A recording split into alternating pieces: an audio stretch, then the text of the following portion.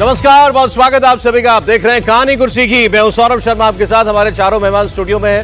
हर्षवर्धन त्रिपाठी जी, अनंत विजय जी, विजय त्रिवेदी जी, समीर चौगांवकर साहब, बहुत स्वागत आप सभी का। कहानियां तो आज बहुत सारी हैं आपको बताने के लिए।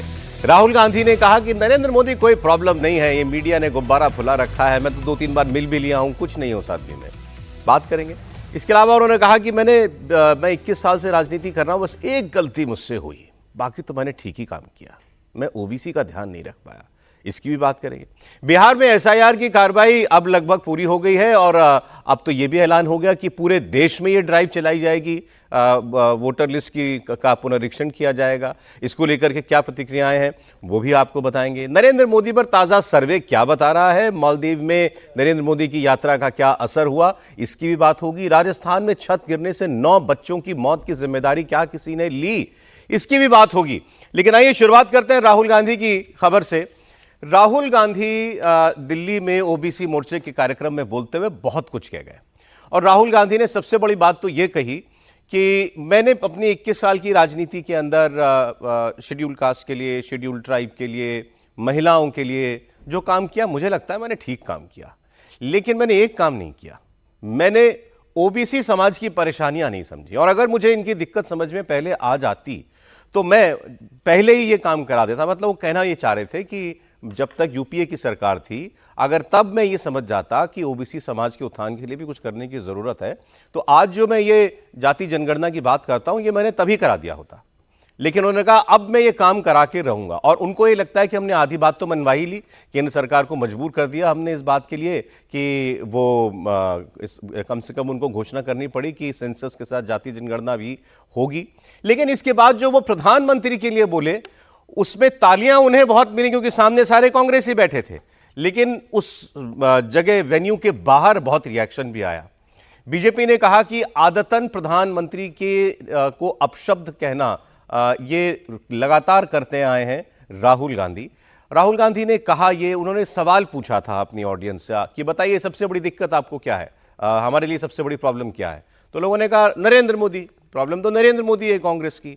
उन्होंने कहा नहीं, नरेंद्र मोदी प्रॉब्लम नहीं है, नरेंद्र मोदी को तो मीडिया ने गुब्बारा बना के फुला रखा है, कुछ नहीं है, केवल शो है, इसके अलावा कुछ नहीं है। अच्छा, मैं पहले मिला नहीं था लेकिन अब तो मैं मिल लिया हूं, तो मुझे मिल के भी लगा कि ये दम ही नहीं है इस आदमी में। तो मैं आपको ये दोनों बयान सुनाऊंगा, लेकिन आप पहले देखिए ओबीसी पर और नरेंद्र मोदी पर क्या बोल रहे हैं राहुल गांधी। अगर मैं थोड़ा पीछे को देखता हूं तो मुझे एक बात बिल्कुल क्लियर दिखती है, मेरे अंदर भी एक चीज मैंने मिस कर दी, एक गलती मैंने की। क्या थी? जो ओबीसी वर्ग है उसका जिस प्रकार से मुझे प्रोटेक्शन करना था मैंने नहीं किया।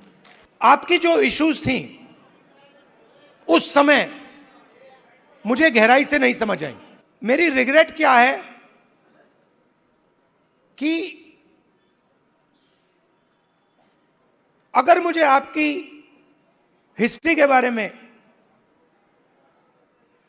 आपकी इश्यूज के बारे में थोड़ा सा भी ज्यादा मालूम होता, मैं तभी जाति जनगणना करा देता। वो निकल गया और मैं स्टेज से कह रहा हूं वो गलती है मेरी, और कांग्रेस पार्टी की गलती नहीं है, मेरी गलती है, और इस गलती को मैं ठीक करने जा रहा हूं। अब बैकवर्ड तो खुद ही मोदी साहब बोलते हैं। जब वो पहले अपर कास्ट में थे,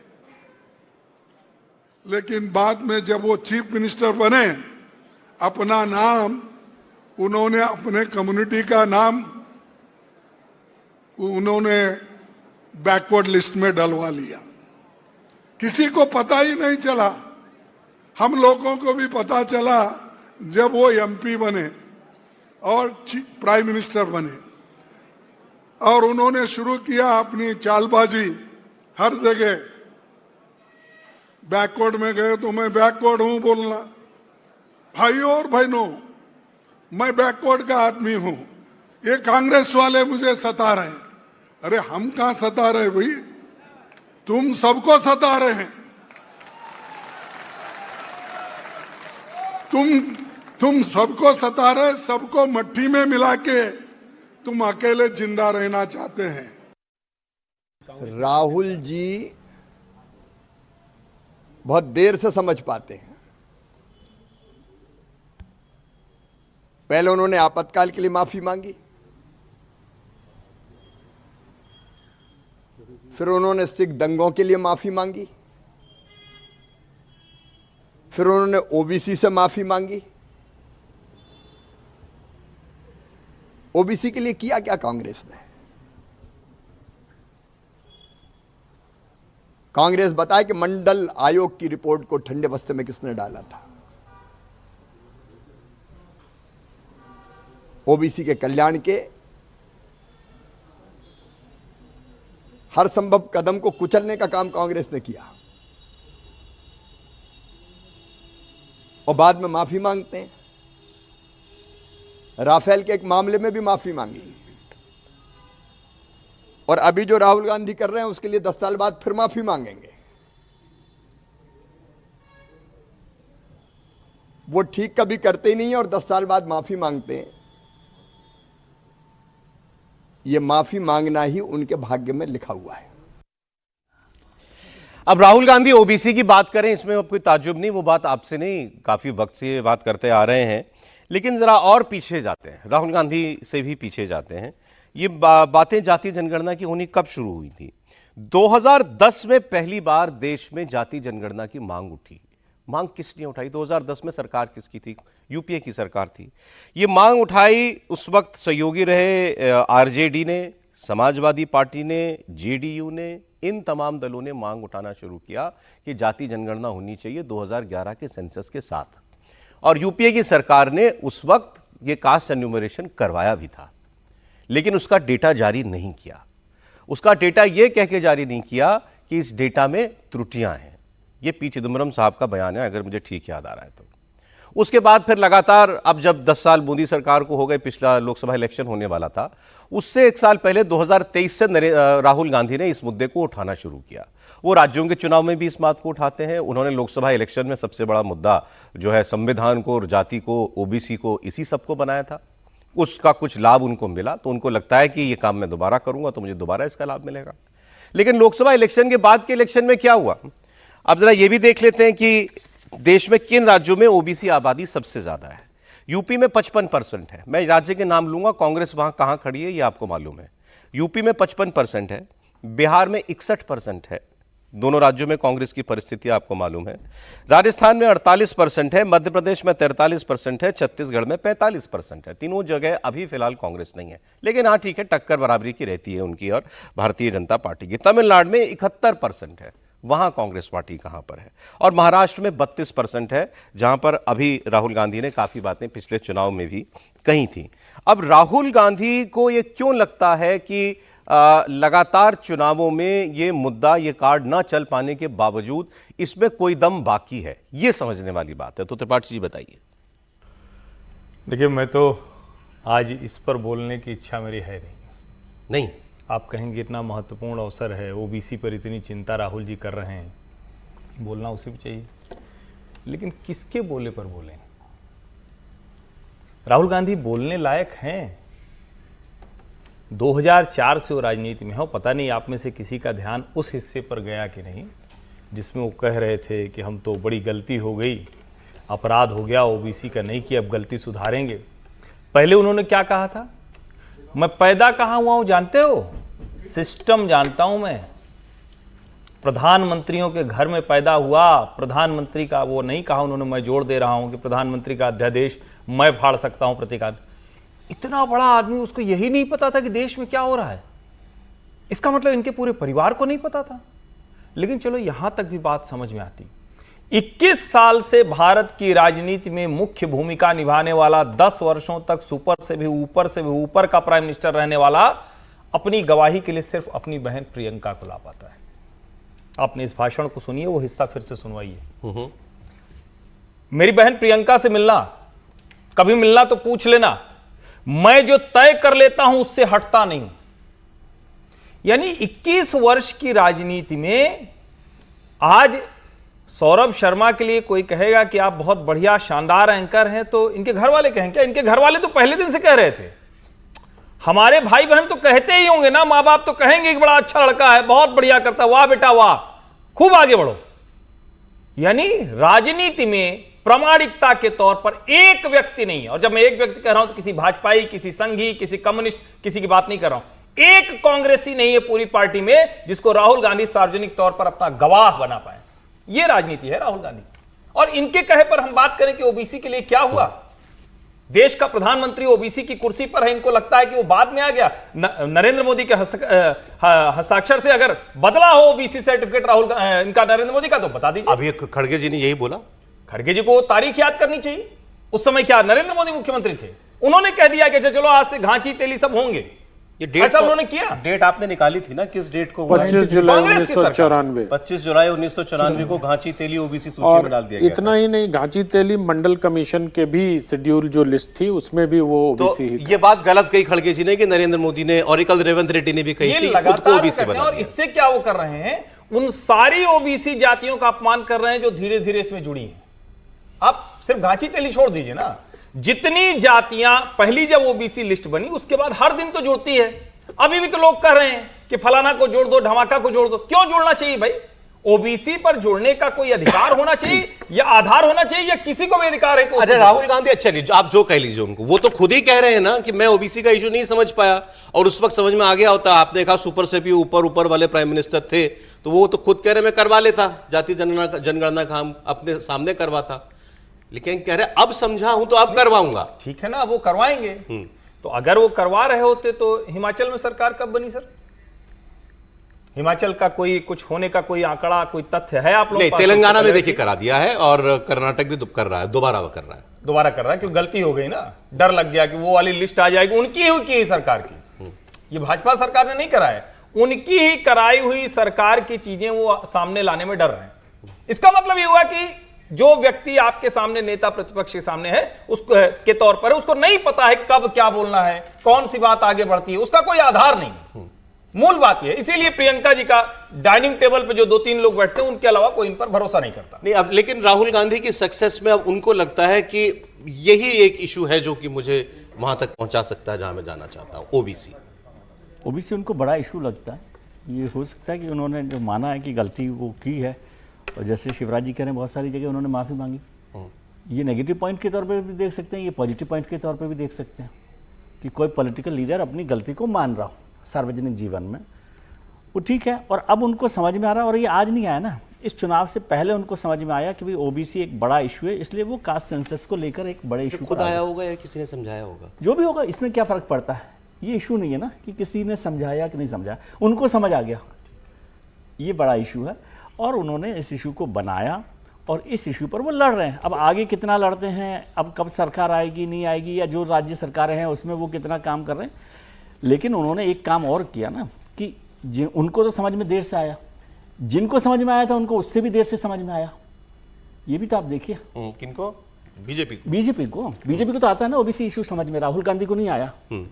बीजेपी ने तो नहीं किया कास्ट सेंसस का काम, वो तो राहुल गांधी के दबाव में काम हुआ ना पूरा का पूरा।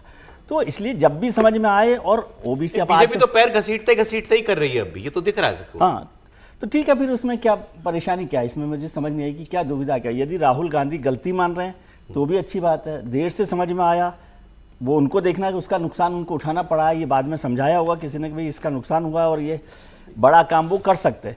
लेकिन हैरानी तो इस बात पर है कि जो लोग समझते थे वो भी तो देर से समझे। अप्रैल 2023 की कर्नाटक की एक रैली में पहली बार उन्होंने जाति जनगणना की और 50% आरक्षण का कैप हटाने की मांग की थी। वहां से अब तक राहुल गांधी को इस मुद्दे का कोई फायदा मिला? अप्रैल 23 से लेकर आज हम खड़े हैं जुलाई 25 में। कर्नाटक में लोकसभा की कुछ सीटें मिली ऐसा लगता है, और जो गलती का एहसास राहुल जी को हुआ है, मुझे लगता है कि उसके पीछे बिहार चुनाव है और 61% ओबी का बिहार में होना है। यूं ही किसी राजनेता को गलती का एहसास नहीं होता, जब तक कोई लाभ या लक्ष्य नहीं दिखाई देता उनको, तब तक गलती का अनुमान होना बहुत मुश्किल लगता है। और राहुल जी जिस प्रकार से ओबीसी की राजनीति कर रहे हैं, या जिस प्रकार से वो कह रहे हैं एससी एसटी के लिए हमने बहुत काम किया है, तो उनको ये भी बताना चाहिए। ये तो फिर ऐसे ही हो गया ना कि आपने कह दिया कि हमने बहुत काम किया, लेकिन क्या किया है, ठोस क्या किया है। अगर एससी एसटी के लिए काम किया होता तो उत्तर प्रदेश जैसी बड़ी आबादी वाले प्रदेश में कांग्रेस पार्टी को विधानसभा चुनाव में सिर्फ 2.5% वोट नहीं मिलते, कुछ ना कुछ तो ज्यादा मिलता। अगर हम उत्तर प्रदेश को ही केस स्टडी के तौर पर ले तो हमें कहां दिखाई देता है कि इसका मतलब या तो उन्होंने जो काम किया उसका असर नहीं हुआ एससी एसटी समुदाय पर, या दूसरे जिस महिलाओं पर भी असर सोचते हैं सर कि मेरे कहने से क्या चीज हो पाई या मूर्त रूप ले पाई। अब उनसे कोई एससी की बात करेगा तो वो कहेंगे मैंने रोहित ने बोला, मैं एक्ट बनवा दिया ना। कहाँ बना कहीं कहीं लागू करवा दिया ना उन्होंने। नहीं मुझे सिर्फ रोहित वेमुला पर भी संदेह है कि वो क्या है। नहीं, मैं इस मतलब मुझे लगता है वो सोचते हैं ऐसे, कोई घटना हो गई तो मैंने उसके बदले कुछ करवा दिया। जाति जनगणना पर भी उनका वो अपना कंट्रीब्यूशन ये जीत ये मानते हैं कि मैंने मोदी सरकार को कह के मजबूर कर दिया। नहीं, वो तो हर चीज, वो तो ये भी कहते हैं कि मोदी को जो मैं कहता हूं उसको मोदी को करना ही पड़ता है। और अभी उन्होंने कहा कि मिल भी लिया, तो मिल ही नहीं लिया भाई। हमने पूरे देश ने उनको झप्पी मारते हुए देखा है संसद में, अपनी सीट से उठ के गए थे और मोदी जी के जबरदस्ती गले पड़ गए थे, और सॉरी गले मिल लिए थे, गलत बोल गया मैं। तो मुझे लगता है कि राहुल जी जिस प्रकार से इन दिनों ओबीसी की बात कर रहे हैं, उनका एकमात्र लक्ष्य बिहार के वोटर है, इसके अलावा उनके सामने कोई दूसरा लक्ष्य नहीं है। बिहार चुनाव समाप्त हो जाएगा, ओबीसी उनकी प्राथमिकता में होगा या नहीं होगा बहुत मुश्किल है ये कहना, क्योंकि आप देखिए जब महाराष्ट्र चुनाव हो रहे थे तो सावरकर के बारे में जितनी तीखी प्रतिक्रिया राहुल गांधी देते थे, महाराष्ट्र चुनाव के 3 या 4 महीने पहले से उन्होंने सावरकर पर बोलना बिल्कुल बंद कर दिया था, है ना। अचानक से अब फिर सावरकर याद आ गया उनको, अचानक से फिर मनुवाद याद आ गया, क्योंकि बिहार में ये सब मुद्दे चल सकते हैं और बिहार चुनाव अभी एकदम सर पर है। तो इनको लगता है कि एसआईआर पर बाकी लोग कर रहे हैं। एसआईआर पर देखिए तेजस्वी जी ने लीड ले लिया बिहार में, वहां कांग्रेस थोड़ा पीछे रह गई। तो इनको ये लग रहा है कि हम एसआईआर को छोड़ के ओबीसी का जो लार्जर मुद्दा है, जिसका दूसरे प्रदेश में भी प्रभाव हो सकता है, उसको उठाएं।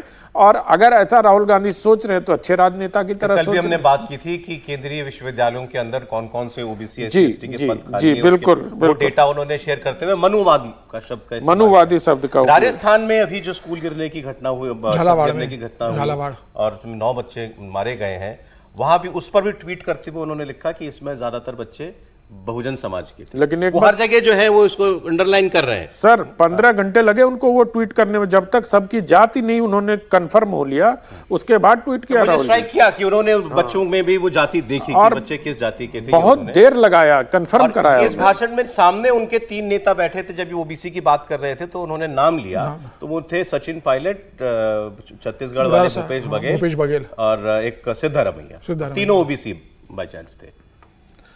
देखिए राहुल गांधी की किसी भी बात को भारतीय जनता पार्टी गंभीरता से नहीं लेती होगी, लेकिन मुझे लग रहा है कि ये जाति वाली जो उन्होंने बात ओबीसी की बात की है, इसे भारतीय जनता पार्टी को गंभीरता से लेना पड़ा, इसमें कोई दो राय नहीं है। और राहुल गांधी ने जो पिच पे चाहते थे कि भारतीय जनता पार्टी खेले, भारतीय जनता पार्टी को मजबूर होकर उस पिच पे खेलना पड़ा। और संघ को भी कहना पड़ा ना कि अगर जातिगत सर्वे जनगणना होती है तो हमें कोई इसमें आपत्ति नहीं है। मुझे लग रहा है कि यह राहुल गांधी सिर्फ बिहार नहीं, ये पूरे देश को एक संदेश देना चाहते हैं। वो पूरे देश के ओबीसी के लिए मैसेज देना चाहते हैं कि भाई अगर आपकी आवाज कोई बनकर उभर सकता है तो वह राहुल गांधी और कांग्रेस है, जो आपकी आवाज पूरे देश के अंदर लेके जाएगी। और निश्चित रूप से ये अगर राहुल गांधी ये बात कहते कि भाई उनके लगातार इस बात के कहने के बाद केंद्र सरकार, भारतीय जनता पार्टी तो तैयार नहीं थी कभी भी ओबीसी की जनगणना करवाने के लिए। अगर भारतीय जनता पार्टी और केंद्र सरकार तैयार हुई है तो यह स्वीकार करना पड़ेगा कि भाई इसमें राहुल गांधी की भूमिका रही है। लेकिन क्या राहुल गांधी के इतना ओबीसी की बात करने के बाद क्या ओबीसी देश का ओबीसी राहुल गांधी को नेता मानता है या वोट देता है? राहुल गांधी की तमाम कोशिशों के बाद भी आज भी ओबीसी का बड़ा वर्ग प्रधानमंत्री नरेंद्र मोदी को अपना नेता मानता है। और मुझे लगता है कि 80% से ज्यादा ओबीसी को लगता है कि देश में जो प्रधानमंत्री ने जो योजनाएं ओबीसी के लिए चलाई है, ओबीसी को जो चाहे संगठन में हो चाहे सरकार में जो प्रधानमंत्री मोदी ने दर्जा दिया है, और ओबीसी का संवैधानिक दर्जा, ओबीसी जो आयोग बनाया था संवैधानिक दर्जा, उसको तो प्रधानमंत्री मोदी ने ही दिया था। तो मोदी का लगातार ओबीसी के लिए जो काम किया गया है, अभी भी ओबीसी भारतीय जनता पार्टी को या भारतीय जनता पार्टी को भी छोड़ दे तो प्रधानमंत्री मोदी को अपना सबसे बड़ा हितैषी मानता है। एक डेटा दे दो सर, आपने की बात को आगे कंफर्म करते हुए एक्चुअली लोकसभा चुनाव में 2009 से अब तक ओबीसी वोटिंग पैटर्न क्या बता रहा है? 2009 में कांग्रेस को 24% ओबीसी वोट मिला था, बीजेपी को 22%। साल 2014 में ये बीजेपी के लिए हो गया 34% और कांग्रेस के लिए हो गया 19%।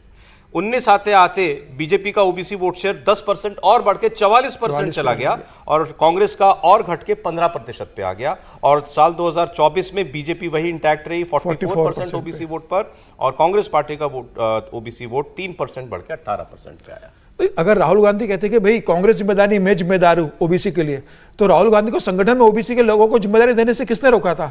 राहुल गांधी बताया कि उनके जितने जनरल सेक्रेटरी है उसमें कितने ओबीसी है, प्रदेश अध्यक्ष में उन्होंने कितने ओबीसी को जिम्मेदारी दी है।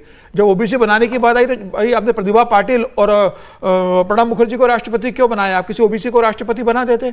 पार्टी अध्यक्ष आप किसी को ओबीसी बना दीजिए खड़गे साहब की जगह कि चलो ले लेते हैं। के थे वो रोज बताते हैं कि कैसे सोशल मीडिया टीम में ओबीसी नहीं है, रोज पूरी जगह नहीं। आप विपक्ष का नेता का पद दे दीजिए ना कि मैं छोड़ रहा हूं, मैं किसी ओबीसी को नेता बना रहा हूं। मत कीजिए आप, क्या दिक्कत है सर? आप दीजिए ना ओबीसी को। मान लिया भाई। बताइए, आप सब लोग विद्वान व्यक्ति हैं, इतना आप लोग आंकड़ा तथ्य जाने क्या क्या बता रहे हैं। मोदी जी की जाति कब आई ओबीसी में, ये सब आप लोगों ने बता दिया। राहुल जी की जाति का कुछ पता है आप लोगों में से कोई विद्वान व्यक्ति बताएगा? अरे सर, कल इसी सम्मेलन में एक वक्ता ने कहा he is mixture of all the caste. इस प्रोग्राम में बोला उन्होंने। अच्छा, इसी कार्यक्रम में बोला सर। वो एक ओबीसी के प्रखर शायद वो हैं, मैं नाम उनका नाम मुझे याद है, मैं भूल गया हूँ। वो लिखते भी हैं हंस पत्रिका आदि में। उन्होंने कहा आप लोग इस जाति की बात करते हैं, उस जाति की बातें। राहुल जी यहाँ बैठे हैं, is the mixture of all cast. अच्छा हुआ किसी भाजपा के नेता ने नहीं किया, नहीं तो आज बवाल हो रहा होता। बवाल तो हो ही रहा होता, लेकिन क्या स्थिति होती हाँ। कि हम लोग आज उसी से कहानी कुर्सी की शुरू करते, लेकिन क्योंकि कांग्रेसी नेता ने कहा है तो कोई बात नहीं। कांग्रेसी हाँ, कांग्रेस सिंपैथाइजर हैं अशोक वाजपेयी। लेकिन एक बात बताइए, अगर बिहार की बात करें, राहुल गांधी कांग्रेस पार्टी मुसलमानों के वोट लेने में तो कुछ आगे पहुंची, इसमें तो कोई शक नहीं। बिहार में मैं ओवरऑल एक बात कर रहा हूँ, लोकसभा चुनाव में तो ये बात साबित हुई। हाँ, जहां गठबंधन में थे वहां पहुंची। आप बिहार में नहीं मानते कि ऐसा है? बिहार में तो देखिए, मुसलमान लालू यादव को नहीं छोड़ेगा, क्योंकि लालू जी के साथ अगर कांग्रेस रहेगी तो सीटों के समझौते में मुसलमान उन सीटों पर तो कांग्रेस पार्टी को दे देगा, लेकिन गलती से अगर कहीं इन्होंने फ्रेंडली फाइट कर ली एक दो सीटों पर तो मुझे लगता है कि मुसलमान लालू यादव की पार्टी के साथ जाएगा। और कुछ मुसलमान जो हिस्टोरिकली नीतीश कुमार के साथ हैं, जो 2-4-5% होंगे, वो नीतीश कुमार के साथ ही रहेंगे। कांग्रेस के प्रति देखिए, मुसलमान कांग्रेस और आरजेडी को वोट नहीं करता, जिसमें उसको संभावना नजर आती है कि ये भारतीय जनता पार्टी को हरा सके, उसको वोट देती है। और अभी ये संभावना बिहार में फिलहाल आरजेडी में दिखाई देती है, तेजस्वी यादव के नेतृत्व में। जब हम आरजेडी की बात करते हैं तो क्या कहते हैं? मुस्लिम यादव, इनको एक दो जाति का और वोट मिल गया तो नहीं आ पा रहे, यही उनकी सोच है। कांग्रेस पार्टी या राहुल गांधी अगर ऐसा सोचते हैं तो क्या गलत है कि मुसलमान हमारे साथ कुछ हद तक रहता है, दलित हमारे साथ कुछ हद तक रहता है, ओबीसी हमको चाहिए? इसमें सोचने में क्या परेशानी है, मतलब क्या दुविधा है, मुझे नहीं समझ आ रहा। लेकिन मुसलमान जहाँ पर राष्ट्रीय स्तर पर बात होती है तो वो कांग्रेस के साथ खड़ा दिखाई देता है, क्योंकि वो समझता है कि भारतीय जनता पार्टी के लिए वो एक ताकत है। हाँ, लेकिन जहाँ रीजनल पार्टी हैं, लालू यादव की बात हो या किसी और जगह की भी बात हो, तो वो उनके साथ जाता है, क्योंकि ताकतवर पार्टी वो है। जो आनंद जी जो कह रहे हैं बात ठीक है कि भाई जो बीजेपी को हराने वाली ताकतवर पार्टी होगी उसके साथ वो खड़ा रहेगा मुसलमान। उसमें कोई उसका कांग्रेस आरजेडी किसी के साथ कोई संबंध नहीं है। कहीं पर कोई बात होती है तो वो खड़ा हो जाता है, वो जीत जाता है। सहारनपुर में इमरान मसूद जीत गए। हालांकि इमरान मसूद साहब के साथ कल मैं एक प्रोग्राम में था तो उन्होंने बहुत अच्छी बात कही कि मुसलमानों को ये सोच छोड़नी पड़ेगी कि वो बीजेपी को हराने के लिए ये सारी पॉलिटिक्स कर रहे हैं। समझे? उनका कि ये क्यों करना है कि ये सोच को क्यों मुसलमान छोड़ें ये सोच, और क्यों हमने ठेका ले रखा है। छोड़ के क्या करेंगे? अगला कदम जो भी करेंगे, जो ठीक लगे उसको जिताएंगे, हराएंगे। लेकिन उन्होंने कांग्रेस पार्टी के लिए क्या सोच रखा है इमरान मसूद ने, ये मेरा ये सवाल है। वो नहीं पता, मैं तो ये कल समाजवादी की तरफ जिस दिन मुसलमान ये सोचकर वोट करना छोड़ दे कि जो बीजेपी को का विकल्प हो सकता है मैं उसको वोट दूंगा, तो कांग्रेस को कहां वोट मिलेगा उनका? हाँ, वो ये उन्होंने सोचा। मैं तो बोला कि उन्होंने कल एक बयान ये दिया था तो मुझे याद आ गई बात अभी कि ये बात हो रही है। और मुसलमान के उसमें मोटे तौर पे वही है कि जहां पर रीजनल पार्टीज हैं वहां कांग्रेस को मुसलमान का वोट नहीं मिलता। जहां कांग्रेस राष्ट्रीय स्तर पर भारतीय जनता पार्टी के खिलाफ खड़ी होती है तो वो वहां पर मिल जाता है। ठीक है। और उसमें भी कोई कांग्रेस का मोह नहीं है ना, मोहब्बत नहीं है ना, वो एंटी बीजेपी वोट है। तो इसमें कोई बहुत कंफ्यूजन, और मुझे नहीं लगता कि देश भर में भी कोई किसी पार्टी अच्छा को सर, लेकर एक 10 सेकंड एक बात कह बस 10 सेकंड का ही वक्त है, तो आप कह लीजिए। आप ही कर लीजिए। बस एक ही मतभेद है मेरा। वो कह रहे हैं कि कांग्रेस का वहां कुछ नहीं, मैं तो कह रहा हूं कांग्रेस बहुत मजबूती से लड़ रही है। तेजस्वी जी की जरा ध्यान देना चाहिए। चलिए, वो अभी जब बिहार की बात करेंगे तो उस पर डिटेल में बात करेंगे, लेकिन राहुल गांधी का जो दूसरा बयान जो नरेंद्र मोदी के ऊपर था कि आज 11 साल नरेंद्र मोदी की सरकार को हो गए, तभी राहुल गांधी कहते हैं वो हमारे लिए प्रॉब्लम नहीं है। राहुल गांधी वो केवल मीडिया के द्वारा फुलाए गए गुब्बारे की तरीके से हैं। राहुल गांधी की बात हो रही थी, इससे पहले उन्होंने ओबीसी पर जो बोला उसकी हमने बात की। ओबीसी उनकी प्रॉब्लम है या नहीं, हमने उसकी बात की। लेकिन मोदी जी राहुल गांधी के लिए प्रॉब्लम नहीं है, ये बात राहुल गांधी ने कही। अभी तक तुम सोचते थे कि मोदी जी राहुल गांधी को सीरियसली नहीं लेते, अब लग रहा है कि राहुल गांधी की बात से कि ये भी मोदी जी को सीरियसली नहीं लेते। लेकिन मोदी सीरियसली न लें तो कोई वजह दिखाई देती है कि आप लगातार हावी हो उन पर पॉलिटिकली, चुनावी राजनीति में। राहुल गांधी क्यों सीरियसली नहीं लेते नरेंद्र मोदी को, इसकी वजह वो आपको बताएंगे। राहुल गांधी ने कहा कि सिर्फ मीडिया का फुलाया हुआ गुब्बारा है और कोई वजह नहीं है कि हम नरेंद्र मोदी से परेशान हों। पहले भी वो कह चुके हैं कि नरेंद्र मोदी डरपोक है, जरा सा कुछ कहो तो भाग जाता है, इस किस्म की भाषा वो पहले भी इस्तेमाल कर चुके हैं। आज भी उन्होंने कुछ उसी किस्म की भाषा, तेरे मेरी वाली भाषा टाइप जो है वो इस्तेमाल की। और उन्होंने कहा कि मैं मुलाकात कर चुका हूं 2 बार इनसे, वो भी हमको मौके याद करने पड़ेंगे कब मिले थे ये नरेंद्र मोदी से। और मिलने के बाद तो मेरा ये और पक्का विचार बन गया कि नरेंद्र मोदी में कोई दम नहीं है। फिर भारतीय जनता पार्टी ने इनको जवाब दिया। आपको दोनों बयान दिखा रहा हूं। राजनीति में सबसे बड़ी प्रॉब्लम पता है क्या होती है? क्या होती है? हाँ, नहीं, नरेंद्र मोदी कोई बड़ी प्रॉब्लम नहीं है।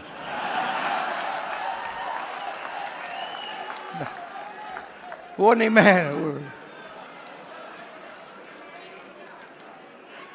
आपको बता रहा हूं, ये आपने अपने सिर पे चढ़ा रखा है, कोई प्रॉब्लम नहीं। ये जो मीडिया वाले हैं इन्होंने बना रखा है, इसका गुब्बारा बनाया, कोई प्रॉब्लम नहीं।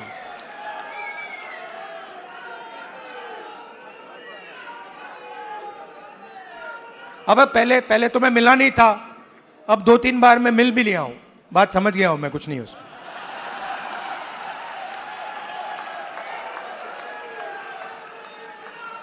शो, पूरा शो है, दम नहीं है, बता रहा हूं। आप लोग मिले नहीं हो, मैं मिला हूं, बैठा हूं। उन्होंने कहा है कि मोदी सरकार ओबीसी के लिए कुछ नहीं किया। आज़ादी के उपरांत पहली बार एक ओबीसी के नेतृत्व में पिछले 11 साल से भारत की सेवा की जा रही है। उस पर कांग्रेस पार्टी की बहुत बड़ी दिक्कत उनको हो रही है। उन्होंने एक एक विषय को लेके, मंडल कमीशन को विरोध सबसे ज़्यादा किसी ने किया तो राहुल गांधी जी की स्वर्गीय पिता श्री राजीव गांधी जी ने किया। पंडित जवाहरलाल नेहरू जी कांग्रेस की सर्वोच्च नेता थे, प्रधानमंत्री थे। राज्यों की मुख्यमंत्री को उन्होंने पत्र लिख के ये कहा था, रिजर्वेशन देश की विकास के लिए घातक होगा। जब पूज्य बाबा साहेब आम्बेडकर जी आरक्षण दिए थे, उसकी पुरजोर विरोध नेहरू जी ने किया था। उनकी सुपुत्री, देश की पूर्व प्रधानमंत्री इंदिरा गांधी जी ने भी उसका विरोध किया था। कांग्रेस पार्टी पीढ़ी दर पीढ़ी रिजर्वेशन के खिलाफ है, विशेष। चलिए, तो पहले हम आपको यही बताते हैं राहुल गांधी प्रधानमंत्री से कब कब मिले थे। एक बार तो इन्होंने बताया जब गले मिले थे, गले मिलना नहीं, मिलना कब मिले थे। तो समीर जी ने याद दिलाया कि एक बार सीबीआई डायरेक्टर की नियुक्ति पर मिले होंगे, क्योंकि हाँ इलेक्शन कमीशन हाँ, तो इनसे पहले जो एलओपी थे वो तो उसमें भी नहीं जाते थे। अधीर रंजन चौधरी जो थे वो उसमें भी नहीं जाते थे, लेकिन ये गए थे। तो ये और अमित शाह जी और मोदी जी मिले होंगे, वो भी वैसे मजेदार मुलाकात। अधीर रंजन चौधरी विपक्ष के नेता नहीं थे सर, सीटें तो आई नहीं थी, लेकिन बुलाया पार्टी के नेता थे, तो इसलिए इनको बुला लेते थे। और एक बार शायद किसानों के किसी मुद्दे पर ये अपने किसान नेताओं को लेकर के गए थे प्रधानमंत्री से मुलाकात करने के लिए। एनीवे, सवाल ये कि राहुल गांधी की बातों से लगा नरेंद्र मोदी कोई प्रॉब्लम है यार, क्या हो गया? 14, 19, 24 3 चुनाव ही तो हारे हो तुम। ओके, मोदी प्रॉब्लम है तुम्हारे लिए? मोदी प्रॉब्लम नहीं है, मोदी में दम ही नहीं है।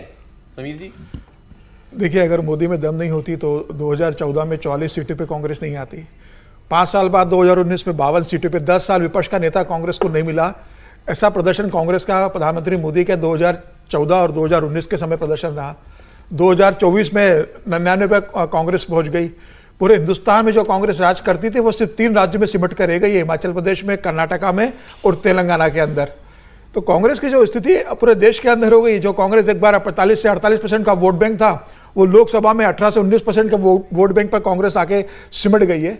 अगर देश में कांग्रेस को अगर इतने बुरी तरीके से अगर चुनावी राजनीति में किसी व्यक्ति ने हराया है तो प्रधानमंत्री नरेंद्र मोदी है। और राहुल गांधी उसके बाद भी ये कहते हैं, और वही प्रधानमंत्री मोदी है कि जब स्मृति ईरानी से कहते हैं अमेठी से चुनाव लड़ो, तो राहुल गांधी अमेठी से स्मृति ईरानी से चुनाव हार जाते हैं, तब भी वो प्रधानमंत्री नरेंद्र मोदी को सीरियस नहीं लेते।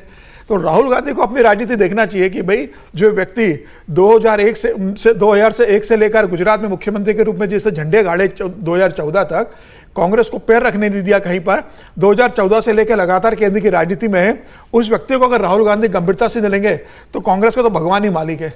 राहुल गांधी तो अपनी पार्टी को गंभीरता से नहीं लेते, राहुल अपने राष्ट्रीय अध्यक्ष को गंभीरता से नहीं लेते, राहुल तो अपने मुख्यमंत्रियों को गंभीरता से नहीं लेते, उनको मिलने आते तो मिलने समय नहीं देते। वैसे सीरियसली सर, इस बस सवाल को सीरियसली अगर सोचें, जो राहुल गांधी कह रहे हैं, भाई अगर केवल अपने ऑडियंस के लिए, ताली के लिए कह रहे हैं तो अलग बात है, फिर वो तो हाथी के दांत खाने की और दिखाने की और फिर तो कोई बात ही नहीं रहेगी। लेकिन अगर राहुल गांधी कन्विंस्ड थे इस बात से जो उन्होंने कही, तो फिर तो कुछ बात है। और राहुल गांधी को फिर ऐसा क्यों लगता है? इसका मतलब फिर उन्होंने ये जो 50 से 99 की यात्रा तय की है, उनको लगता है मैंने बहुत बड़ा तीर मारा है और मैंने मोदी को हरा दिया। सर, क्या हम राहुल जी से ये अपेक्षा कर रहे थे कि वो अपने कार्यकर्ताओं के सामने कहेंगे हाँ हाँ नरेंद्र मोदी बड़ा थ्रेट है, बड़ा हवा है, नहीं, उससे डर के रहो? नहीं, फिर कॉन्टेक्स्ट भी दे देता हूं जी। इतनी बात कहने की कोई वजह नहीं थी। सवाल इन्होंने ही पूछा था ऑडियंस से, आप बताइए हमारी सबसे बड़ी प्रॉब्लम क्या है? तो ऑडियंस बोली नरेंद्र मोदी। कांग्रेस के कार्यकर्ताओं ने बोला कि कांग्रेस की प्रॉब्लम है नरेंद्र मोदी, उसका जवाब दे रहे थे। सर, कांग्रेस के कार्यकर्ता सच बोल नहीं सकते थे कि सबसे बड़ी प्रॉब्लम कांग्रेस की क्या है? तो मुझे उन्होंने नरेंद्र मोदी का नाम ले लिया। आप सब लोग समझ ही गए होंगे मैं किस ओर इशारा कर रहा हूं, क्यों मुझसे बुलवाना चाहते हैं। तो राहुल गांधी भली भांति नरेंद्र मोदी के ताकत से भी, उनकी कमजोरियों से भी, उनकी रणनीतियों से भी परिचित हैं। वो मैच नहीं कर पा रहे हैं उनको, ये अलग बात है। समीर जी ने बहुत आंकड़ों के साथ इसका उदाहरण दिया, न सिर्फ चुनावी रणनीति में बल्कि सामाजिक स्वीकृति, और जिस पर आप शायद आगे बात करेंगे, जैसा आपने ओपनिंग में कहा था कि उनकी जो रेटिंग है उसमें भी अगर देखें तो नरेंद्र मोदी के कहीं दूर दूर तक आसपास भी राहुल जी नहीं दिखते हैं। और बार बार मीडिया को हर चीज के लिए दोषी ठहरा देना, ये राहुल गांधी की नहीं, तमाम विपक्षी दलों की आदत हो गई है। अब तेजस्वी भी मीडिया पर आक्रामक हो गए। भैया, आप जिस अनुपात में रहोगे, मैं तो सिर्फ यही कहता हूं, जिस अनुपात, ये देश आनुपातिक प्रतिनिधित्व के आधार पर चलता है, ये संवैधानिक है। मीडिया कोई मंगल ग्रह से आई हुई चीज नहीं है, वो भी आनुपातिक प्रतिनिधित्व के आधार पर ही आपको दिखाता है। आप कल सत्ता में आ जाओगे, राहुल जी की चर्चा होगी, फिर 40-40 मिनट से राहुल गांधी की चर्चा राहुल गांधी की चर्चा कर रहे हैं। भाई, नरेंद्र मोदी तो रेफरेंस के तौर पर आ रहे हैं। अब आप कहानी कुर्सी में अगर पहला 2 सेगमेंट मतलब 1 घंटे अगर राहुल जी को मिल रहा है और बावजूद इनके उनको लगता है कि नरेंद्र मोदी में ही हवा भरा जा रहा है, गुब्बारा फुलाया जा रहा है, मतलब एक जिम्मेदार विपक्ष के नेता के तौर पर उनके शब्दों का चयन भी मतलब इस तरह से नहीं होता कि वो जनता को कम्युनिकेट कर सके। अब ये बार बार हो रहा है, लेकिन ये बार बार हो रहा है। जब बात करते हैं तो ये दरअसल अंग्रेजी में फ्रस्ट्रेशन और हिंदी में इसको कुंठा कहते हैं। अब जो जहां तक रहेगी नरेंद्र मोदी की बात, तो मैं आपको वो डेटा दे ही देता हूं जिसका सर अभी इशारा कर रहे थे।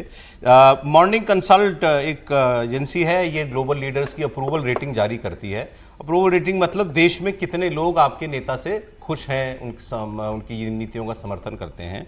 तो इसमें टॉप 10 में सबसे नीचे हैं डोनाल्ड ट्रंप, जिनको 44% लोगों ने कहा कि हम खुश हैं उनके कामकाज से।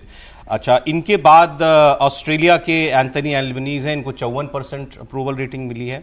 माइक कार्नी कनाडा के हैं, इनको 56% अप्रूवल रेटिंग मिली है। जेवियर मिली, ये अर्जेंटीना के होंगे मेरे ख्याल में, जी, इनको 57% लोग पसंद करते हैं अपने ही देश के। और ली जे म्यूंग, ये मुझे लगता है साउथ कोरिया के हैं, इनको 59% लोगों की अप्रूवल रेटिंग मिली है। और इस लिस्ट में नरेंद्र मोदी अभी भी नंबर 1 है 75% अप्रूवल रेटिंग के साथ। और मुझे ह्यूज गैप है, और मेरे ख्याल से ये मैंने तो कई इनके डेटा देखे हैं, तो मुझे लगातार ही मेरे ख्याल से ये टॉप पर बने हुए हैं। कोई आदमी 11 साल सत्ता के बाद 75% अप्रूवल रेटिंग लेकर के आ रहा है, तो अब उसको कांग्रेस पार्टी किस सेंस में ले? आप अगर नहीं मानना चाहते कि वो आदमी देश में अभी भी लोकप्रिय है तो अलग बात है, फिर आप तो उसमें भी मीडिया को दोष दे देंगे कि मीडिया केवल अच्छी बातें उनके बारे में बताती है, अच्छी बातें आपके बारे में भी बताई जाती हैं जब कोई अच्छी बातें बताने की होती हैं, लेकिन ये तो डेटा है, और अब आप डेटा पे सवाल भी खड़े कर ले तो फिर वो अलग बात है, फिर कुछ नहीं कहा जा सकता। सर विजय जी, मैं समझता हूँ जो परेशानी कहाँ है, परेशानी यह है कि जो बात कांग्रेस समझ रही है वो राहुल गांधी नहीं समझ रहे। जो कार्यकर्ता बोला ना, कार्यकर्ता क्या बोला, आनंद जी ने थोड़ा सा तंज में बोला, लेकिन कार्यकर्ता सही बोला ना कि प्रॉब्लम नरेंद्र मोदी है कांग्रेस के लिए, और ये बात ही तो राहुल गांधी को समझनी है। जब आप अपने विरोधी को, दुश्मन को, जो भी कह ले शब्द को, उसकी ताकत को नहीं समझेंगे तो उससे लड़ाई कैसे लड़ेंगे? यदि आप उनको नॉन सीरियस समझ रहे हैं, हो सकता है यदि वो ऑडियंस के लिए ऐसा कह रहे हो तो अलग बात है, उनके मन में क्या चल रहा है अलग बात है, लेकिन कांग्रेस इस बात को समझ रही है कि उनके लिए सबसे बड़ा जो पॉइंट है, बैरियर जो है, वो नरेंद्र मोदी हैं। और मुझे लगता है राहुल गांधी जी को, भले ही वहाँ ऑडियंस में उन्होंने जो बोला हो ठीक है, मन में समझ लेना चाहिए कि उनके लिए सबसे बड़ी प्रॉब्लम नरेंद्र मोदी है, और वो जब तक खड़े हुए उस बैरियर को कैसे तोड़ना है, उस प्रॉब्लम हमारे लिए खड़ी कर देंगे। अब हम मन कैसे पढ़ेंगे? नहीं, मन वो पढ़े, मुझे पढ़ने, आपको पढ़ने की जरूरत नहीं है, उनको मन नहीं पढ़ेंगे तो फिर वो कहेंगे सच नहीं दिखाता मीडिया। नहीं, मैं एक चीज, अच्छा मीडिया का उदाहरण आपने अच्छा दिया, और जैसे आनंद जी ने भी जिक्र किया कि भाई इलेक्टोरल डेमोक्रेसी में नंबर गेम सबसे बड़ा है। मुझे याद आता है कि जब ये यूपीए सरकार थी तो एक बड़ी प्रतिष्ठित मैगजीन का कवर था, the most eligible bachelor, Rahul Gandhi. एक बार नहीं, कितनी बार, लेकिन मतलब वो बहुत 2014 से पहले की बात बता रहा हूँ, इसलिए तो जो सत्ता में होता है, सरकार में है, सत्ता के उसी के आधार पर eligible bachelor, Prince in waiting, और बहुत सारे अलग अलग। सर, एक चैनल के प्रधान संपादक थे जो इन दिनों इंटरटेनमेंट इंडस्ट्री में चले गए हैं, एक किताब राहुल गांधी पे लिखी है जतिन गांधी ने, उस किताब में इसका पूरा उल्लेख है। उन्होंने कहा, man, he is not a leader, he is a beat, cover him like that.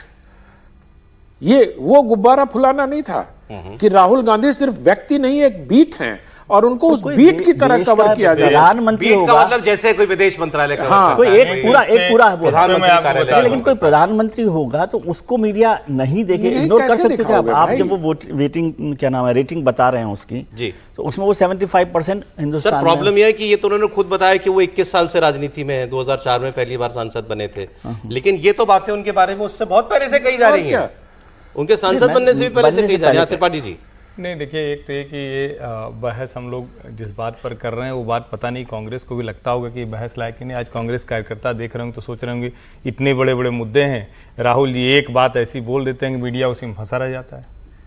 अब ये कांग्रेस के हित की कोई बात है जो हम लोग कर रहे हैं? नहीं भाई, नरेंद्र मोदी इस देश की ऐसी शख्सियत है, आप दिन गिनिए, नंबर गिनिए। ये कांग्रेस और भाजपा के आईटी सेल का काम है, वो कहें कि इंटरवल के बिना लगातार सबसे ज्यादा हो गए, वो कहें कि अरे नहीं अभी तो इंटरवल के बाद फिर बन गए थे, फिर कहें नेहरू जी।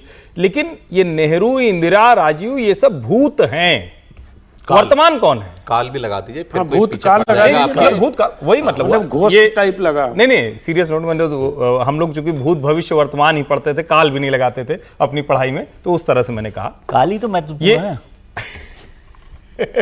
काल और संदर्भ है, विजय जी उधर ले जा रहे हैं। लेकिन नरेंद्र मोदी भारतीय राजनीति का वो फिनोमिना है जिसमें ढेर सारे विरोधाभास दिखते हैं, लेकिन हर विरोधाभास एक जगह जाकर वो मोदी के लिए पॉजिटिव हो जाते हैं, प्लस कर जाते हैं। राहुल गांधी और कांग्रेस को अगर ये बात नहीं समझ में आ रही है, जैसे उदाहरण के लिए अभी हम सबसे ताजा उदाहरण पर बात करें तो अच्छे से समझ में आएगा। जाति वाले मसले पर भारतीय जनता पार्टी और नरेंद्र मोदी एकदम अगेंस्ट थे। आज उनके प्रवक्ता कुछ भी बोले, अभी वो बताने लगे कि हम तो एक दिन सो रहे थे, उस दिन से सोच रहे थे, उठे थे तो धरती पर प्रणाम करने से पहले यही हमने किया था, लेकिन वो विरोध में थे। कांग्रेस इसकी घनघोर विरोधी रही, ये भी सबको पता। आज राहुल गांधी जाति जनगणना करें, मजबूरी में भाजपा को करना पड़ा, लेकिन नरेंद्र मोदी कह रहे हैं कि हम जाति गिन के आपको आपकी हिस्सेदारी देंगे तो उनकी बात समझ में आएगी। कैसे समझ में आएगी? जितने वंचित, पिछड़े, दलित उस समाज के लोग थे, उनको अलग अलग योजनाओं में लाभ हो गया। जब राहुल गांधी कह रहे हैं कि हमको सत्ता में रहते नहीं समझ में आया था, विपक्ष में रहते समझ में आता है, तो तुम करोगे क्या? जहां सत्ता है वहां कुछ नहीं करोगे, सिर्फ जात के नाम पर लोगों को लड़ाओगे, सिर्फ घृणा फैलाओगे। ये लोगों को समझ में आता है। और नरेंद्र मोदी बिल्कुल वो खतरा नहीं है, वो डर नहीं है, क्योंकि देश तो उनको इस तरह से देखता नहीं। अब राहुल गांधी के मन में क्या है पता नहीं, लेकिन मुझे तो लगता है कि राहुल गांधी भी देश जैसा ही सोचते हैं, तभी तो कह रहे हैं कि नहीं, कोई डर नहीं, एकदम अच्छा है सब। यानी जो देश के लिए अच्छा है, अगर उसको राहुल गांधी अच्छा सोचने लगे तो इससे बढ़िया क्या है। और ये मजाक में कहा जाता है, लेकिन ये तो 2020 के विधानसभा चुनाव में बाकायदा खबरें छपी थी कि तेजस्वी ने रोक दिया था कि भैया राहुल जी अब मत आइए, आप ज्यादा आएंगे तो हमारी सीटें बिहार में और कम हो जाएगी। भाजपा के नेता कहते हैं हमारा सबसे बड़ा प्रचारक कौन? तो कहते हैं राहुल जी। तो मुझे लगता है कि ये तो जिसको कहते हैं कि राहुल गांधी को समझना है कि वो सही दिशा में जाएं या ना जाएं, वरना आप दबाव बनाते रहिए, नरेंद्र मोदी सब करते रहें और आप कुछ करें ना, उसके बाद कहें कि हम होते तो कर लेते। तो ये वाला चलता नहीं। राजीव जी भी एक बड़ा अच्छा भाषण, एक लाइन कहते थे, हम देख रहे थे, हम देख रहे हैं, हम देखेंगे। तो ठीक है, अब जरा बिहार से आपने बात निकाली, तो बिहार में जो मुद्दा है स्पेशल इंटेंसिव रिवीजन का, वोटर आई लिस्ट का, उसमें आपको बता दें खबर यह है कि एक तो 65 लाख ऐसे मतदाता, अब ये संख्या लगभग सभी जगह कंफर्म हो गई है।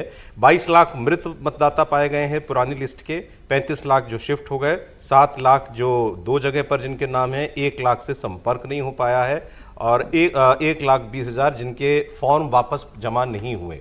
तो ये संख्या 65 लाख है, मतलब 65 लाख लोगों के या कुछ एक कम इसमें नाम कट जाएंगे। तो अब ये एक बड़ा मुद्दा बिहार में बनेगा। लेकिन फिर कल दूसरी बड़ी खबर ये आ गई, जो हम लोग भी शायद पहले मिस कर गए थे, क्योंकि वो तो खबर प्रेस रिलीज जून की, 24 जून की।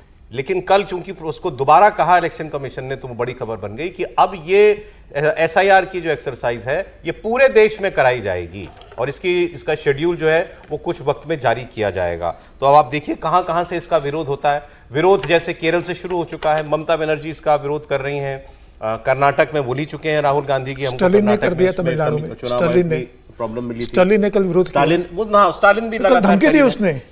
नहीं, बंगाल के लिए तो मुझे लगता है शेड्यूल भी ऑलमोस्ट जारी हुआ। अखबार में खबर थी कि ये अगस्त में शुरू कर रहे हैं, बंगाल में कर दी जाएगी 10 अगस्त से। हाँ, तो पूरे देश में बवाल होगा, मतलब पूरे देश। और स्टालिन ने तो कल धमकी दी है, आज ही मतलब ये खबर आएगी। स्टालिन ने कल कहा है कि जो अगर बिहार में हो रहा है, अगर चुनाव आयोग तमिलनाडु में करने की कोशिश करेगा तो चुनाव आयोग के अधिकारी अपनी सुरक्षा से तमिलनाडु में रहे। अच्छा, हम इनकी सुरक्षा की जिम्मेदारी नहीं ले पाएंगे। ये कल स्टालिन ने बहुत स्पष्ट बोला है कि वो यहाँ भी अपनी सुरक्षा की व्यवस्था कर ले, हमारे कार्यकर्ता और बाकी जो पिछड़े लोग जिनके नाम काटे जाएंगे वो क्या करेंगे, सबकी सुरक्षा की जिम्मेदारी सरकार नहीं ले सकती है। और ममता बनर्जी तो कह चुकी है कि बंगाल के अंदर ईंट से ईंट बजा दूंगी अगर आप यहाँ पर चुनाव अगर ये काम करेगा। तो अब ये ममता बनर्जी तो खुली धमकी चल रही है, खुली धमकी। ममता बनर्जी तो बोल चुकी है कि ईंट से ईंट बजा दूंगी मैं अगर यहाँ पर चुनाव आयोग इस तरीके से गतिविधियां करने की शुरुआत करेगा। तो ये तय है कि चुनाव आयोग ने बता दिया बहुत स्पष्ट तरीके से कि पूरे देश के अंदर ये SIR की एक्टिविटी बिहार के बाद पूरे देश में होने वाली है। और ममता बनर्जी इसका विरोध कर लिए, स्टालिन इसका विरोध कर रहे। तेलंगाना में रेवंत रेड्डी जो दिल्ली आए थे अभी, वो कह के जा चुके हैं कि अब इसका विरोध करेंगे। तो मुझे लग रहा है कि राज्यों ने, जो विपक्ष के दल, इंडिया गठबंधन के जो सहयोगी और जो कांग्रेस की सरकार है, उन लोगों ने मन बना लिया है कि इसे पूरे देश में विरोध करना है। लेकिन चुनाव आयोग भी तैयार है, बस चुनाव आयोग 28 तारीख का इंतजार कर रहा है सुप्रीम कोर्ट के फैसले का। एक बार सुप्रीम कोर्ट का इसके ऊपर फाइनल फैसला आ जाए, उसके बाद चुनाव आयोग पूरे देश में इसे लागू करेगा। और यह तय है कि सुप्रीम कोर्ट इसे रोकेगा नहीं। सुप्रीम कोर्ट ने बिहार में भी नहीं रोका था। सुप्रीम कोर्ट ने जो सजेशन दिया था उसमें सुप्रीम को क्या मानना है क्या ना मानना है, ये चुनाव आयोग ने बता दिया है। 28 तारीख को सुप्रीम कोर्ट में सुनवाई के बाद जो सुप्रीम कोर्ट का अंतिम फैसला आएगा, उसके बाद चुनाव आयोग पूरे देश में करेगा। और मुझे लग रहा है यह बहुत अच्छी एक्सरसाइज है कि जो मर गए हैं, जो जिनके 2-2 कार्ड बन गए हैं, जो पलायन कर चुके, उनका नाम क्यों होना चाहिए, एक साफ सुथरी बने। जिनका अधिकार है उनका नाम कभी नहीं कटना चाहिए, और जिनका फर्जी नाम है उनका जरूर कटना चाहिए। चुनाव आयोग ने जो बिहार में नाम काटे उनकी सूची दे दी है पार्टी कार्यकर्ताओं को, पार्टियों को, सारी 12 राजनीतिक दलों को, कि आपके पास 1 महीने का समय है। आपको लगता है कि इसमें कोई गलत नाम कटा है, आप हमें बता दीजिए, हम उसे जोड़ेंगे। अब तो पार्टी के कार्यकर्ता जो BL हैं वो पता करें कि जो 65 लाख चुनाव आयोग कह रहा है, अगर कोई गलत है तो आप डाटा लेके चुनाव आयोग के पास जाइए, चुनाव आयोग उसे वहां पर अपने इसमें शामिल कर लेगा। मुझे लग रहा है कि जो बिहार की जो एक्सरसाइज हुई है SIR की, बहुत बेहतर तरीके से हुई है, बहुत अच्छे तरीके से हुई है, पारदर्शिता इसके अंदर हुई है। ठीक है, कुछ जगह कुछ गड़बड़ियां मिल सकती है, लेकिन पूरे देश में ही होगी, पूरे देश के अंदर एक साफ सुथरी मिलेगी। और लोकतंत्र के लिए बहुत जरूरी है कि चुनाव आयोग में मतदान करने वाला कोई फर्जी ना हो, देश का नागरिक हो, मतदाता हो और एक जगह एक ही वोट डाले, उसके नाम कोई फर्जी वोट न डाले। नहीं तो अब मतलब विपक्ष क्या चाहता है? जो एक बार लिस्ट बन गई उसी पर चुनाव हो, केवल अब दोबारा कोई रिवीजन की एक्सरसाइज करे ही ना इलेक्शन कमीशन? विपक्ष क्या चाहता है उसका इशू नहीं है ये। मैं तो समझता हूँ देश भर में हो, जिसके लिए हम लोग कह रहे थे कि देश भर में ये एक्सरसाइज हो जानी चाहिए पूरी की पूरी SIR का। एक बार बिहार को लेकर केवल टाइम को लेकर था कि भाई टाइम कम है, इलेक्शन है, और उसमें इलेक्शन कमीशन ने यदि कर दिया टाइम पर तो वो सुप्रीम कोर्ट उस पर रिव्यू करके बता देगा आपको कि क्या है। और मैं समझता हूँ पूरे देश भर में हो जानी चाहिए। अब जब कर रहे हैं तो ये बेहतर होगा कि उससे एक नई लिस्ट आपके पास मिल जाएगी। लेकिन एक बात नहीं समझ में आई, जिस सब के लिए ये हो रही थी SIR, वो तो मसला ही नहीं आया इसमें कहीं। घुसपैठी है इसमें, तो एक भी घुसपैठी की बात इलेक्शन कमीशन ने नहीं की है। तो वो कहाँ हैं? उनको भी तो कोई ढूंढेगा, या वो देंगे इस बार वोट घुसपैठी बिहार में? हो सकता है 65 लाख के ऊपर बहुत सारे नाम कटे। नहीं, उन्होंने 65 लाख नाम काटे हैं ना। फाइनल रोल तो एक महीने के बाद इलेक्शन कमीशन ने जो वो दिया है नाम, उसमें तो कहीं नहीं लिखा कि भाई ये 1 लाख घुसपैठिए थे जिनकी पहचान हमने की है। हाँ। या 1 था, 1000 था, 10 लाख था, जो भी था। तो वो इशू तो वो सबसे बड़ा था ना SIR करने का, कि भाई पहचाना जाए कि घुसपैठिए कौन है। और उनको हम नहीं दें, क्योंकि नागरिकता का सवाल भी तब आया था। नागरिकता किसकी? जो लोग शिफ्ट हो गए उनका तो नागरिकता का मसला नहीं है ना, जो लोग मर गए उनकी भी नागरिकता का सवाल नहीं है, जो लोग दूसरी जगह पर डबल वोट दे रहे हैं उनकी भी नागरिकता का सवाल नहीं है। सवाल तो ये था SIR का पर्पज कि जो घुसपैठिए हैं जिनकी नागरिकता तय नहीं है। नहीं, ये बात आपकी ठीक है कि वोट उसका वो कॉलम, अभी वो कॉलम ही नहीं बना है। हाँ, इस जो डेटा चुनाव आयोग ने दिया, अब क्या जो 1 अगस्त को जो ड्राफ्ट अब वो जब देगा तो उसमें आना चाहिए, लेकिन बड़ा इशू तो वो है। उसमें वो बताया जाएगा क्या, या फिर 1 महीने बाद 1 सितंबर को जो फाइनल लिस्ट आएगी वो जवाब दे दिया चुनाव आयोग ने। सर, चुनाव आयोग ने जवाब दे दिया इसका। क्या? बिहार चुनाव आयोग के जो डंडोड़ी अधिकारी है उन्होंने बोल दिया कि ये सब सूचित जो कहा जा रहा है कि भाई घुसपैठिए कितने क्या थे, अभी तो हमने ये बताया कितने लोग नहीं है। जब फाइनल सूची जारी होगी तब सारा आंकड़ा जारी होने वाला है, और उसकी एक कॉपी हम गृह मंत्रालय को भी भेजेंगे। मतलब टोटल 7.9 करोड़ में से अगर 65 लाख हटा दें जो अभी फिलहाल माने जा रहे हैं, ये मतलब ये नहीं है कि ये सारे एलिजिबल वोटर हैं। बिल्कुल नहीं। ये सब एलिजिबल वोटर नहीं, वो अब इनके फॉर्म आ गए, इनके फॉर्म। अब 1 महीने में स्क्रूटनी ये होगी कि इनमें से कौन कौन एक्चुअल बिहार का वोटर। देखिए 2000 इसमें ऐसा कहा ही नहीं गया ना, आप इसको गलत तरीके से वो कर रहे हैं इंटरप्रेट।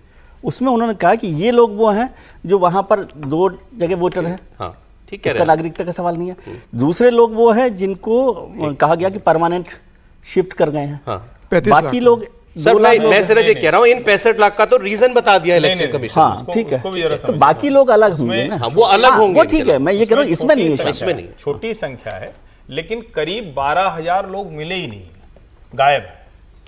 अब वो कैसे गायब हैं, क्या गायब हैं, ये तो आगे पता चलेगा। दूसरा, ये सपोर्टिंग डॉक्यूमेंट के बाद तय होगा ना कि कौन कहां पर है। अभी ये कह रहा है चुनाव आयोग कि इतने गणना प्रपत्र भर दिए गए जी। अब जो सबसे बड़ा सवाल है, क्या ये चिंता सिर्फ चुनाव आयोग की, विजय जी की या भारतीय जनता पार्टी की होनी चाहिए कि कहाँ है घुसपैठिए? क्या तेजस्वी जी की, राहुल जी की और फलाना जी की, धमाका जी कतई नहीं होनी चाहिए? विजय जी की इतनी बड़ी चिंता है, उनकी भी होनी चाहिए कि नहीं होनी चाहिए? तो मुझे लगता है कि ये सभी राजनीतिक दलों को एक साथ आकर इसमें मदद करनी चाहिए। देश भर में मतदाता सूची पुनरीक्षण हो, और जो बार बार मैं कहता हूं, आधार से voter ID card link. Rahul Gandhi की बात हुई, बिहार में SIR ड्राइव की बात हुई जो पूरे देश में अब चलेगी। आइए अब बात करते हैं बिहार की राजनीति में एक ऐसे किरदार की जिसका किरदार समझ में नहीं आ रहा है, और वो है चिराग पासवान। आप कहेंगे तो NDA में है, प्रॉब्लम क्या है? प्रॉब्लम खुद उन चिराग पासवान है, उनके बयान है। चिराग पासवान ने एक बार फिर नीतीश सरकार पर सवाल उठा दिए। पहले वो सीधे सीधे पुलिस व्यवस्था पर सवाल उठाते थे, क्राइम बढ़ रहा है इस पर बात कहते थे। कहने का एक तरीका भी होता है ना, अगर पटना में घटनाएं हो रही हैं लगातार, हत्याएं हो रही हैं लगातार, पूरे प्रदेश के अंदर कहीं पर लूट हो रही है, कहीं कुछ हो रहा है, आप बोलते हैं, कोई भी नेता बोलता है और चुनाव से पहले बोलता है, तो किसी को ज़्यादा अटपटा नहीं लगता, भले आप सत्ता पक्ष से जुड़े हों। लेकिन अगर आप ये कह दें कि मेरे लिए ये बड़ी प्रॉब्लम की बात है कि मैं एक ऐसे पक्ष के साथ जुड़ा हुआ हूं जो क्राइम कंट्रोल ही नहीं कर पा रहा है, तो फिर आप इसे क्या कहेंगे? फिर तो लोग सीधे ही कहेंगे ना कि फिर आपको ऐसे पक्ष के साथ नहीं रहना चाहिए। सुनिए आप क्या बोले हैं चिराग पासवान। महिला जवान के साथ और आरोपी को गिरफ्तार भी कर लिया गया है। बहुत बड़ा देखिए, एक के बाद एक जिस तरीके से बिहार में आपराधिक घटनाओं की एक श्रृंखला सी बन गई है और प्रशासन पूरी तरीके से नतमस्तक दिख रहा है अपराधियों के सामने। ये बात सही है कि जो ये घटना घटी है ये जितनी निंदनीय है, जितनी शर्मनाक है, कार्रवाई भी हुई है, गिरफ्तारी भी हुई है, पर पहली बात ऐसी घटनाएं घट क्यों नहीं है? बिहार में जिस तरीके से हत्या, अपहरण, लूटमार, डकैती, बलात्कार एक के बाद ऐसी श्रृंखला बन गई है और अब तो ऐसा लग रहा है जैसे प्रशासन पूरी तरीके से नाकामयाब है इन घटनाओं को रोकने के लिए। और अगर ऐसे ही चलता रहा तो ये आने वाले दिनों में एक बहुत भयावह परिस्थिति उत्पन्न कर देगा हमारे प्रदेश के लिए। उनके हालात पूछिए। आज अगर इस तरीके की बातें भी कही जाती हैं कि चुनाव के कारण ऐसी गतिविधियों को असामाजिक तत्व अंजाम दे रहे हैं, अगर चुनाव भी एक कारण, और मैं भी मानता हूं कहीं ना कहीं कि संभवतः चुनाव भी एक कारण है, सरकार को बदनाम करने की साजिश के साथ संभवतः इन घटनाओं को अंजाम दिया जा रहा है, पर तब भी जिम्मेदारी तो प्रशासन की ही है ना इसको नियंत्रित करने की। कोई भी अपराधी आपके राज्य में आपराधिक घटनाओं को कैसे अंजाम दे रहा है प्रशासन के रहते हुए? या तो फिर इसमें प्रशासन की मिली भगत है, और या फिर प्रशासन इस पे लीपापोती करने का कार्य कर रहा है, और या फिर पूरी तरीके से प्रशासन निकम्मा हो चुका है और अब इनके बस का नहीं है बिहार और बिहारियों को सुरक्षित रखना। ऐसे में पुनः एक बार मैं बिहार सरकार से आग्रह करूंगा, जरूरी है समय रहते हम लोगों को इसके ऊपर कार्रवाई करने की। मुझे इस बात का दुख होता है कि मैं एक ऐसी सरकार का यहाँ पे समर्थन कर रहा हूं जहां पे अपराध पूरी तरीके से बेलगाम हो चुका है। इस पे नियंत्रण पाना जरूरी होगा, नहीं तो इस तरीके से बिहार और बिहारियों की जिंदगी से होता हुआ खिलवाड़ बिहार को बहुत बुरे अंजाम तक पहुंचाएगा। अब ये बयान अगर अखबार में छपा होता चिराग पासवान का इनकी फोटो के साथ, तो यहाँ जितने लोग खड़े हैं मुझे लगता है सभी लोग ये कहते हैं अरे यार आजकल के लड़कों क्या हो गया, कोई तो चेक कर लेता, तेजस्वी की फोटो लगानी थी लगा दी चिराग पासवान की फोटो। नहीं सर कहते आप, टीवी पे चल रहा है तो हम लोग ये सब नहीं। इतना कठोर बयान, तो क्या इतना कठोर? और ऐसा कोई अपराध नहीं जो उन्होंने बताना नहीं छोड़ा? हत्या, लूटपाट, छिनैती, बलात्कार, डकैती, अपहरण सब बता दिया। इतना कठोरता से ना राहुल गांधी बोल पाते हैं, ना तेजस्वी बोल पा रहे, न माले पार्टी बोल पा रही है, न दूसरे सहयोगी दल बोल पा रहे हैं। जिस तरीके से चिराग पासवान सहयोगी दल में सरकार में, केंद्र में मोदी सरकार के मंत्री है, बिहार में गठबंधन का समर्थन दे रही है। अब नहीं सर, आप पहले मेरे लिए परिभाषा कीजिए शब्द प्रशासन की, क्योंकि उन्होंने बार बार प्रशासन शब्द कहा कि या तो प्रशासन लाचार हो गया है, प्रशासन निकम्मा हो गया है, या प्रशासन की मिलीभगत हो गई है अपराधियों के साथ। हाँ, तो प्रशासन मतलब क्या? मुझे लगता है प्रशासन मतलब सीधे सीधे मुख्यमंत्री का नाम लेने से बच रहे हैं, क्योंकि पिछले चुनाव में वो नीतीश कुमार की पार्टी के खिलाफ लड़े थे और इस बार चूंकि वो गठबंधन में अभी तक हैं, लिहाजा मुझे लगता है कि वो नीतीश कुमार का नाम अपने गठबंधन के नेता का नाम लेने से बच रहे हैं और प्रशासन बोल के उनको कटघरे में खड़ा करने का प्रयास कर रहे हैं। लेकिन एक दूसरा पहलू भी इसका मुझे समझ में आता है, जो एक राजनीति हो सकती है कि तेजस्वी की स्पेस कोई मतलब तेजस्वी के स्पेस में एनडीए के नेता को घुसाने का प्रयास हो सकता है, क्योंकि ये सारी बातें विपक्षी दल के नेता कहने लगे थे और अगर उसको थोड़ा न्यूट्रलाइज करना हो तो एनडीए के ही एक घटक दल से ये सब कहवाना शुरू करो और इसके लिए चिराग, जो वोटर थोड़े संशय में हो वो चिराग की तरफ चले जाएं और वो प्रत्यक्ष या परोक्ष रूप से फिर एनडीए का ही फायदा होगा, क्योंकि राजनीति कहां कहां क्या क्या सोचती है हम समझ भी नहीं पाते और हम मतलब हमारे पास वो सूचना भी नहीं आती। मैं तो जैसे अच्छा सॉरी, जैसे पिछली बार कल्पना भी नहीं की जा रही थी कि बीजेपी के, जैसे बीजेपी के रामेश्वर चौरसिया थे, बीजेपी से टिकट नहीं मिला तो उनको एलजेपी रामविलास जी की पार्टी से टिकट मिल गया, तो बीजेपी और वो मिलके लड़े थे और फिर मिलके नीतीश के साथ सरकार भी बनाई। तो एलजेपी के साथ मिल रहे हैं, आपका हनुमान है, मोदी के हनुमान हूं, मोदी के लिए जान दे दूंगा, मोदी मेरे लिए देवता समान है, ये सब कुछ कहते हैं चिराग, लेकिन मोदी जिस नीतीश कुमार को रैली में अपने दल का नेता घोषित करके जाते, उसको भी कटघरे में खड़ा करते हैं। तो मुझे लगता है कि ये कहीं ना कहीं एक ऐसी बिसात बिछ रही है बिहार में कि जो स्पेस तेजस्वी ले सकते हैं उसमें अपने ही घटक दल के किसी को घुसा दो।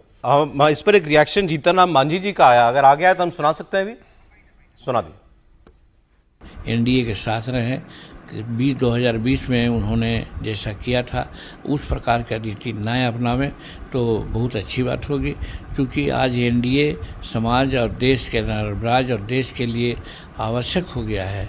जो हर तरह का विकास नरेंद्र भाई मोदी जी और नीतीश कुमार कर रहे हैं, एनडीए के प्रति अगर कोई खिलाफत करता है तो मैं समझता हूँ कि राज्य की जनता और देश की जनता के प्रति उसकी अच्छी भावना नहीं है, और अगर उसको मजबूत करने के लिए काम किया जा रहा है तो हम प्रशंसा करेंगे।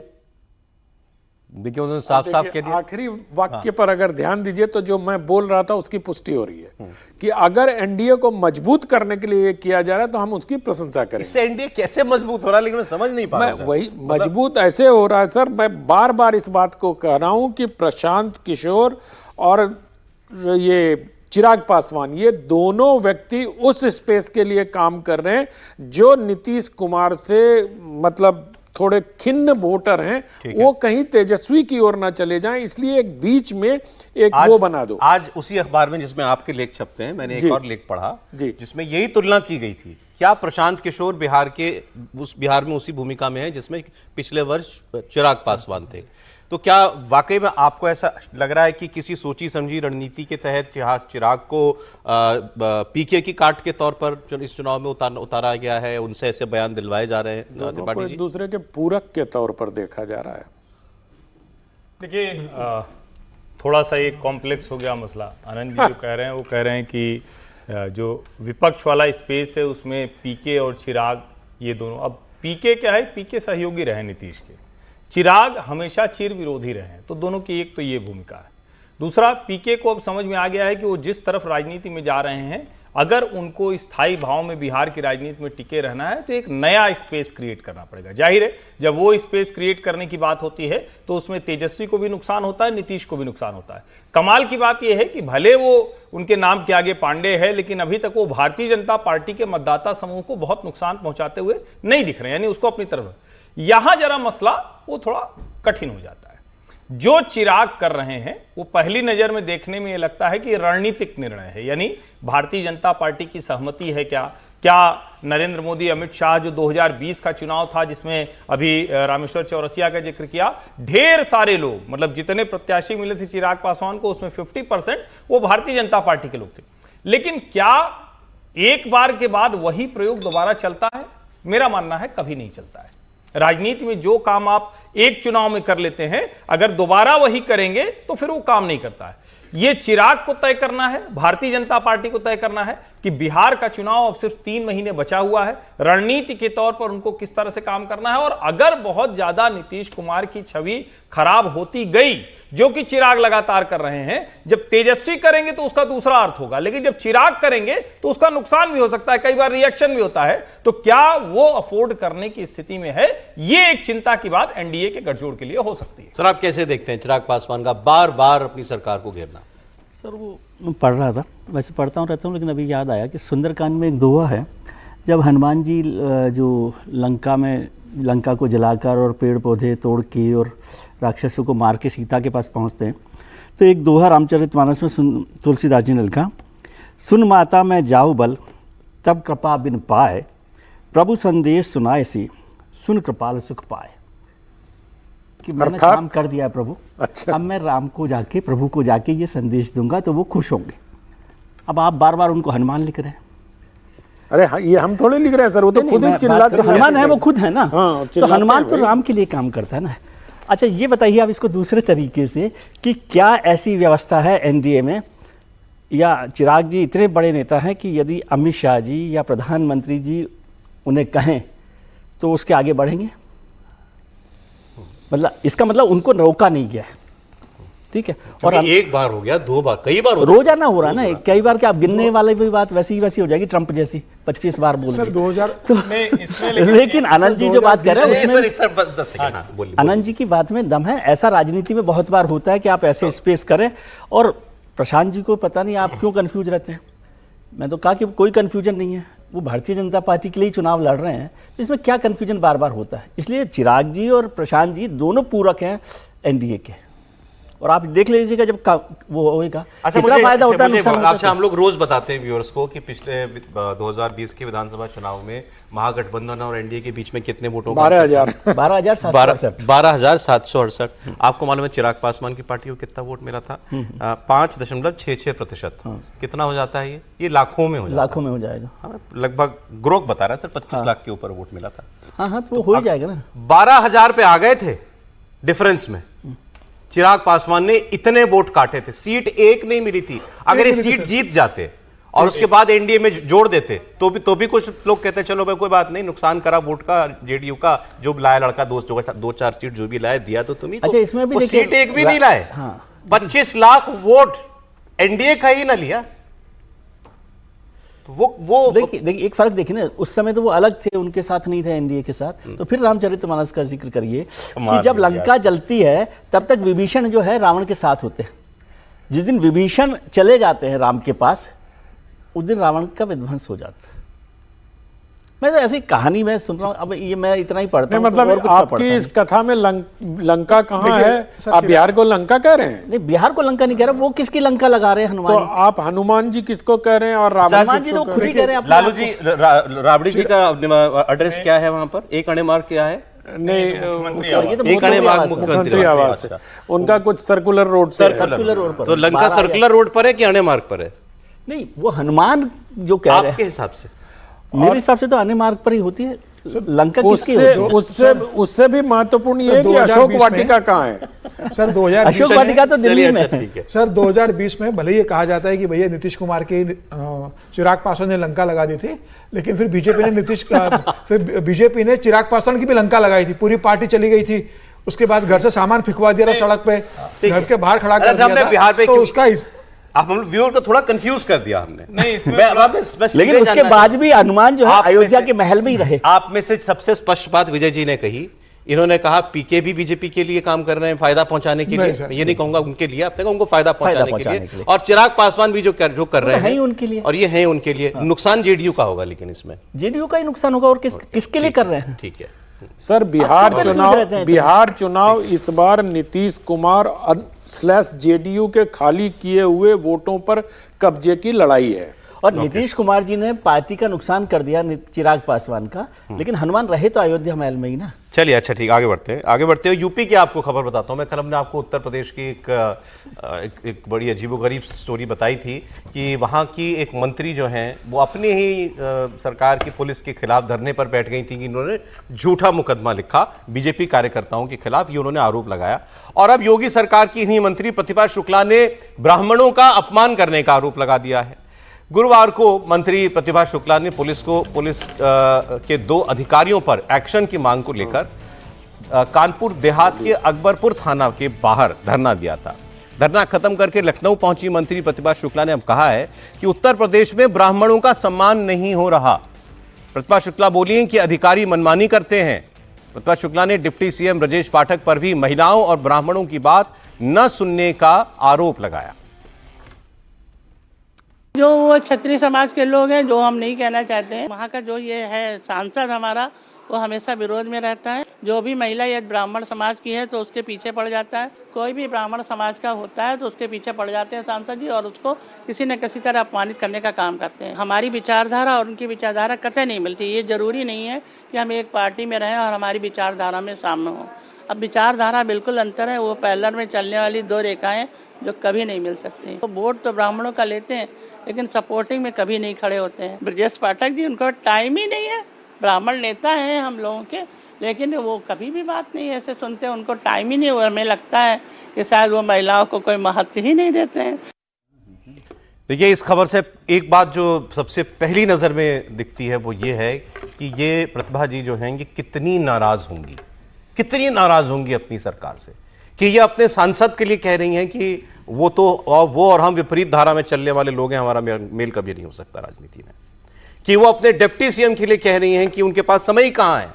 कोई मंत्री, राज्य के मंत्री हैं, ऐसी बात कहने को अगर मजबूर हुई हैं तो फिर मामला बड़ा गंभीर है। वैसे तो मामला कल ही योगी जी के सामने पहुंच जाना चाहिए था या पहुंच गया होगा, और अब तो जरूर ही पहुंच गया, अब सब जगह चल रहा है तो। लेकिन इस किस्म की बात क्यों कही इन्होंने?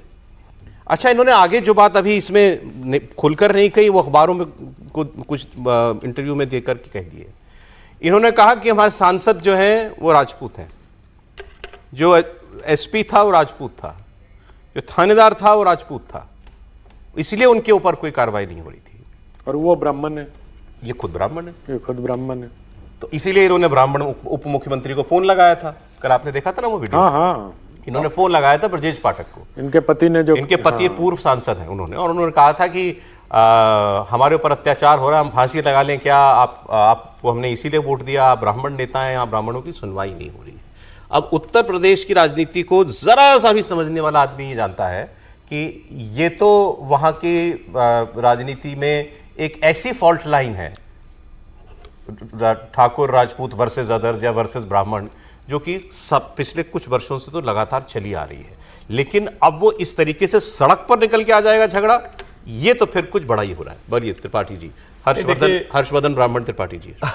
देखिए, कुल मिलाकर ये है कि ये भारतीय जनता पार्टी के लिए, योगी आदित्यनाथ जी की सरकार के लिए और उनकी अपनी निजी छवि के लिए बहुत खतरनाक है। प्रतिभा शुक्ला अगर धरने पर बैठ रही हैं तो वो कौन हैं? वो योगी कैबिनेट की मंत्री हैं। इसको समझिए, मूल बात यहां से शुरू होती है। अगर योगी जी की कैबिनेट की मिनिस्टर को इस तरह से धरने पर बैठना पड़ रहा है तो ये थोड़ा सा खतरनाक है, इसको समझिए।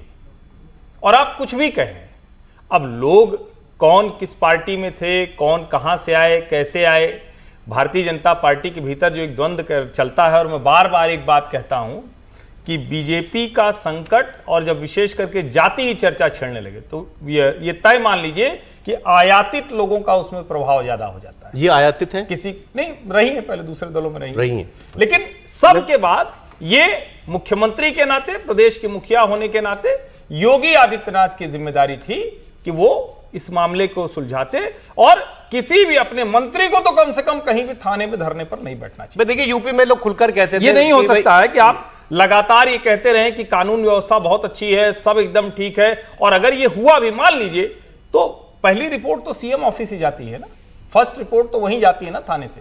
तो उसके बाद क्या हुआ? जो एसएसपी है, जो डीएम है, और अगर ये स्थिति बन जाए कि सीधे सीधे जातीय बातचीत होने लगे, तब तो उनको घुसना चाहिए। सीधी जाति की बात है, इसीलिए तो मैं कह रहा हूं। और 6 घंटे बैठी रही मंत्री सर। जो बात अब तक विपक्ष यूपी का कहता था कि ठाकुरवाद हावी हो गया है सरकार के ऊपर, वो बात मंत्री कह रही है। मंत्री कह रहे हैं, बिल्कुल नहीं। इसीलिए मैं कह रहा हूं कि ये चिंता की बात योगी आदित्यनाथ के लिए। अगर इतना कुछ होने के बावजूद अभी तक उसको आप, या कोई तो तरीका आपको निकालना पड़ेगा ना। और ये कोई छिपी हुई बात नहीं कि दोनों के बीच में बहुत भयानक संघर्ष है। मुझे जहां तक ध्यान में आ रहा है, देवेंद्र सिंह भोले और इनके पति का नाम है अनिल शुक्ला वारसी, उन दोनों के बीच में बहुत जबरदस्त संघर्ष है। लेकिन कोई भी संघर्ष हो, अगर उस संघर्ष को मुखिया के नाते, मुख्यमंत्री के नाते आप नहीं सुलझा पा रहे हैं तो सीधा सीधा सवाल उनके ऊपर है। और सबसे खराब बात यह है कि इसको आप शुद्ध रूप से जाति रंग दे दिया गया है। इन्होंने ही दिया है मंत्री, ये आरोप तो मैं मंत्री के ऊपर। हाँ, उन्होंने पूरी लीनेज बता दी ना कि मुख्यमंत्री ठाकुर, मतलब वो नहीं कहा उन्होंने, लेकिन परोक्ष रूप से यही कहा कि एसपी भी ठाकुर, थानेदार भी ठाकुर और हम ब्राह्मण। लेकिन हर्षवर्धन जी जो कह रहे हैं ना, हर्षवर्धन जी अपेक्षा भी तो आयातित मंत्री से ही किया जा रहा है कि वो ब्राह्मणों के नेता है भारतीय जनता पार्टी के। वो भी आयातित है। तो ब्रजेश पाठक जी से बड़ा आयातित नेता कोई है नहीं। जितिन प्रसाद, अब जितिन प्रसाद का तो कोई स्टेक नहीं है, वही उत्तर प्रदेश में वो एक अपने इलाके में उनका स्टेक थोड़ा बहुत है, वो तो केंद्र में आ गया। लेकिन ये सचमुच बहुत विकट स्थिति है कि एक राज्य सरकार की मंत्री को थाने में बैठना पड़ रहा है, और वो भी 6 घंटे बैठना पड़ रहा है, और उसके बाद प्रशासन पर जातिवाद का आरोप लग रहा है। ये समय रहते उत्तर प्रदेश सरकार को, उत्तर प्रदेश शासन को, उत्तर प्रदेश मुख्यमंत्री को सुलझा लेना चाहिए। अन्यथा ये स्थिति 27 के पहले आते आते जितनी गाढ़ी होगी उतना भारतीय जनता पार्टी को नुकसान हो सकता है। एक लाइन बस अब जोड़ दूं, जब हम लोग ये सब बात कर रहे हैं तो देश के सबसे बड़े राज्य उत्तर प्रदेश में भारतीय जनता पार्टी अपना अध्यक्ष नहीं चुन पाई। वजह जाति, वजह जाति, ठीक, बस ठीक है। ये समाजवादी पार्टी से आई हैं, इनके वो तो देश में भी नहीं चुन पाया सर।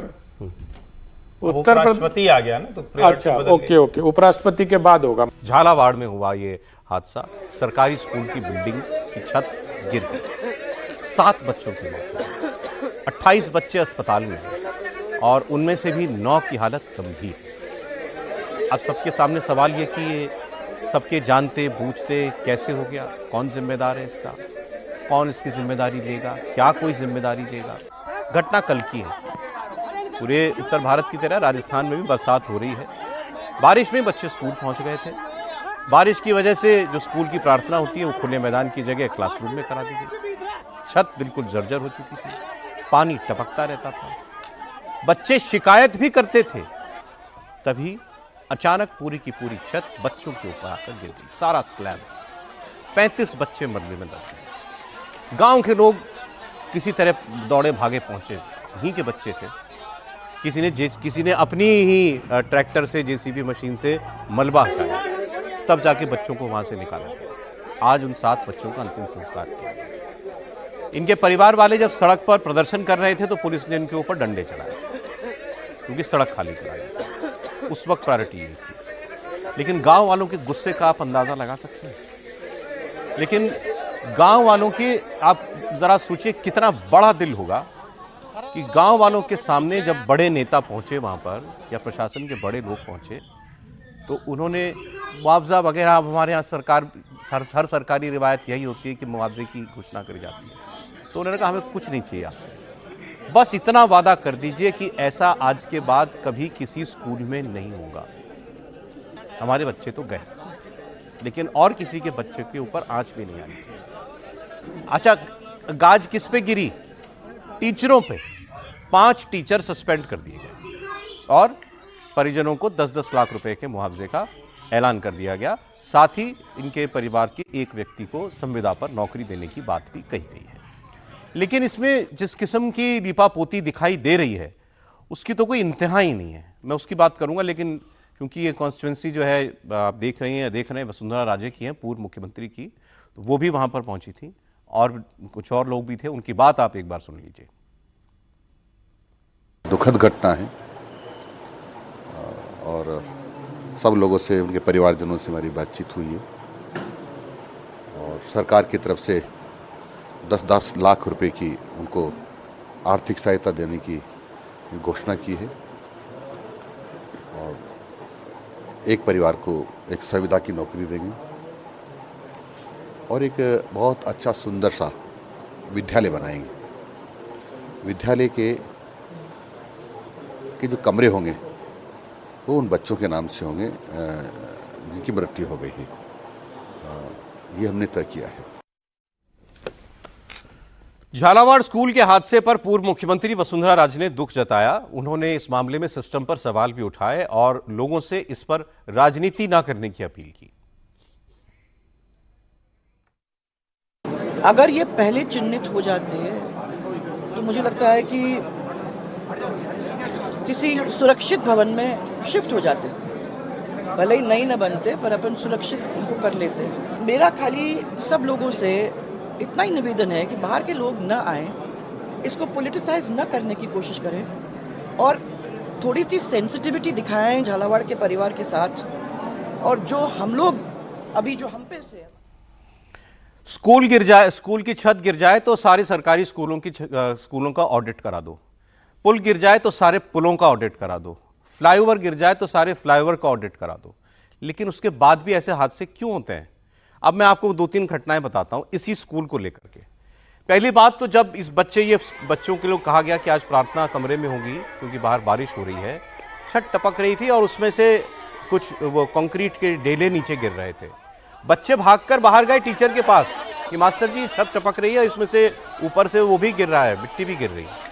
डांट के उनको भगा दी कि अंदर जाओ चुपचाप, और अंदर जाने के कुछ सेकंड के बाद स्लैब गिर गई। फिर पता चला कि 4 साल पहले इस स्कूल की मरम्मत भी कराई गई थी। तो कैसी मरम्मत हुई होगी? वो किसकी देखरेख में हुई थी? कौन था ठेकेदार?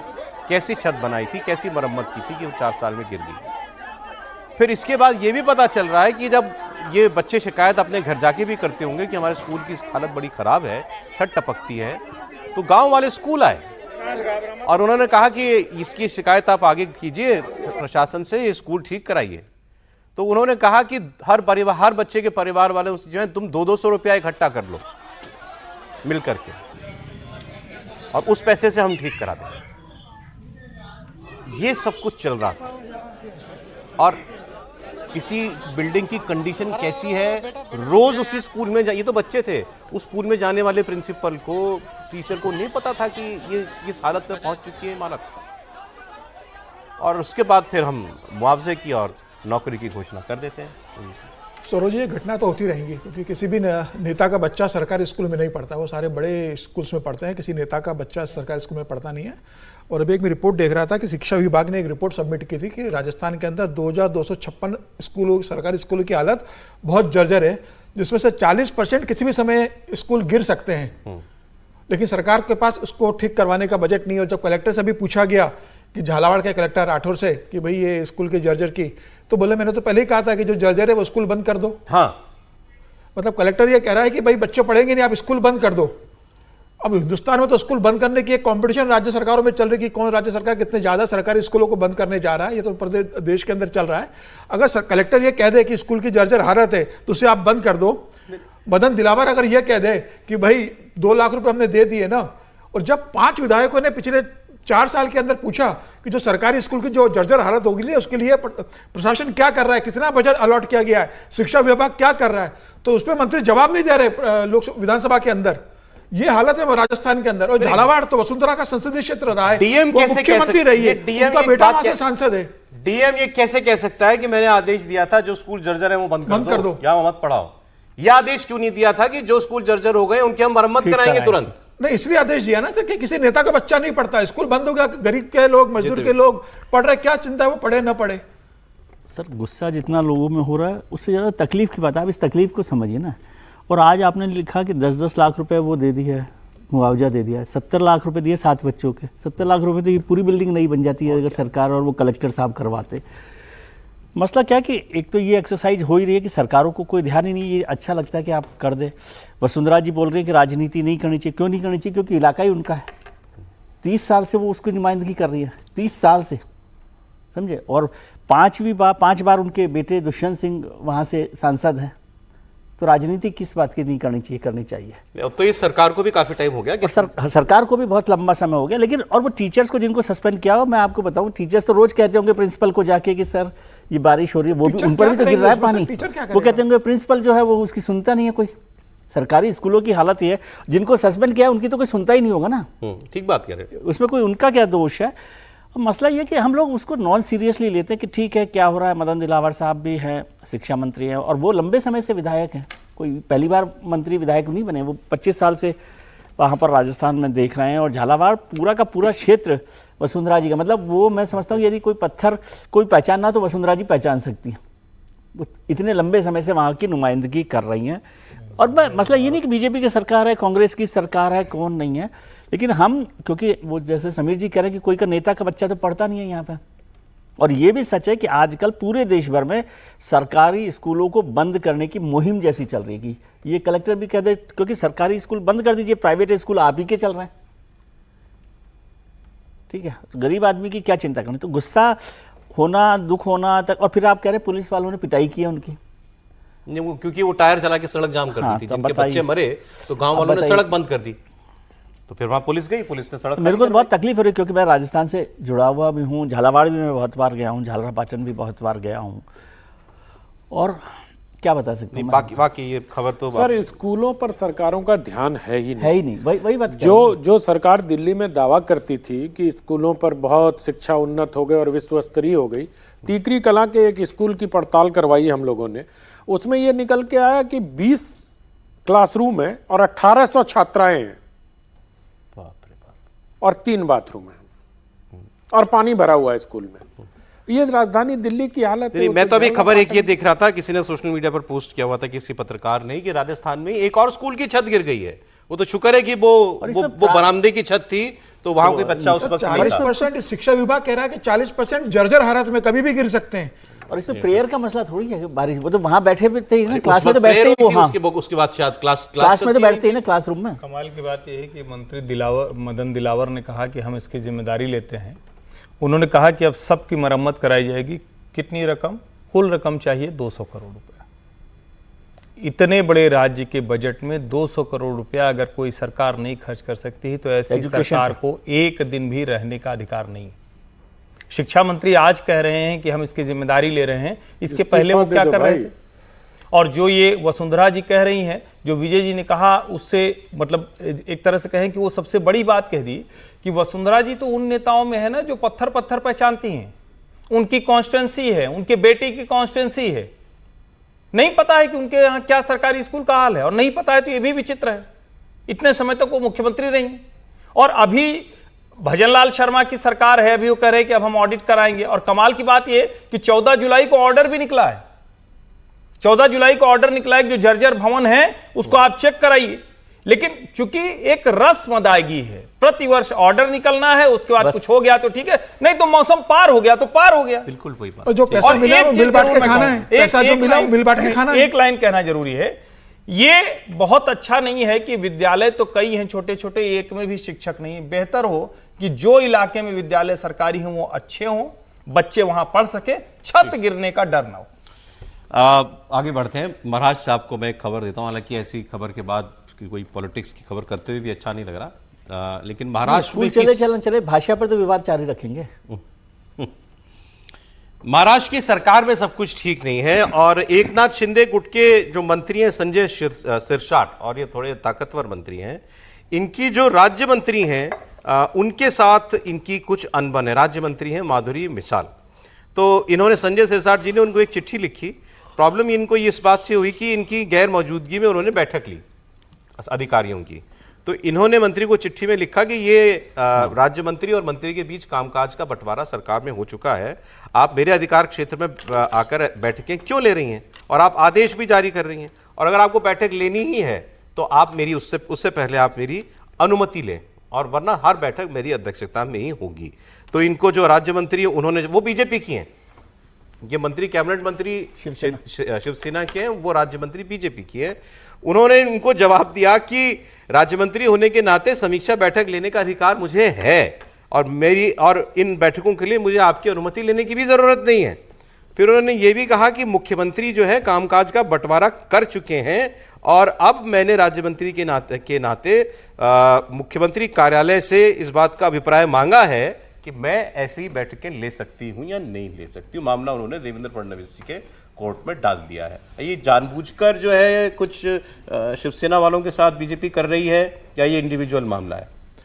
नहीं, देखिए, शिवसेना वालों ने पहले शुरुआत में थी कि जब सरकार बनी और देवेंद्र फडणवीस मुख्यमंत्री बने, एकनाथ शिंदे मुख्यमंत्री बने, तो एकनाथ शिंदे ने अपने मंत्रियों से कहा कि भाई आपके विभागों की सारी फाइल मेरे पास आना चाहिए, मैं तय करूंगा आपकी फाइल और उससे हम फाइनल करेंगे, सीएम के पास फाइल नहीं जाएगी सीधे। लंबे समय तक ये चलता रहा और ये उन्होंने स्पष्ट कहा उनके नेताओं ने कि भाई राज्य मंत्री अगर भारतीय जनता पार्टी का वहां पर है, राज्य मंत्री अगर अजित पवार की पार्टी का कोई विधायक बनता है तो आपको कैबिनेट के रूप में विभाग को कंट्रोल करना है, उसका क्रेडिट कोई और लेकर न जाए बैठकों का।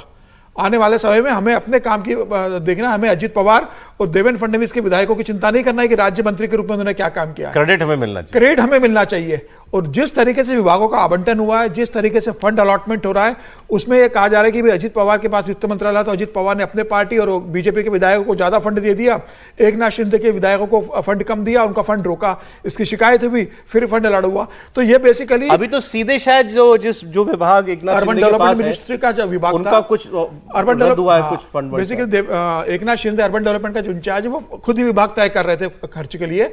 अब देवेंद्र फडणवीस मतलब सीएम ने ये कह दिया है कि भाई जो भी आएगा वो सीएम के पास फाइल आएगी, सीएम तय करेंगे बजट सैंक्शन होगा कि नहीं होगा। अभी तक एकनाथ के पास ये पावर थी। तो मुझे लगा है कि स्थानीय स्तर की जो राजनीति है वो आपस में पावर स्ट्रगल जो चल रहा है कि भाई हम ज्यादा काम कर रहे हैं, हमें कितना फंड अलॉट हो रहा है, हमारे क्षेत्र में हम कितने काम कर रहे हैं।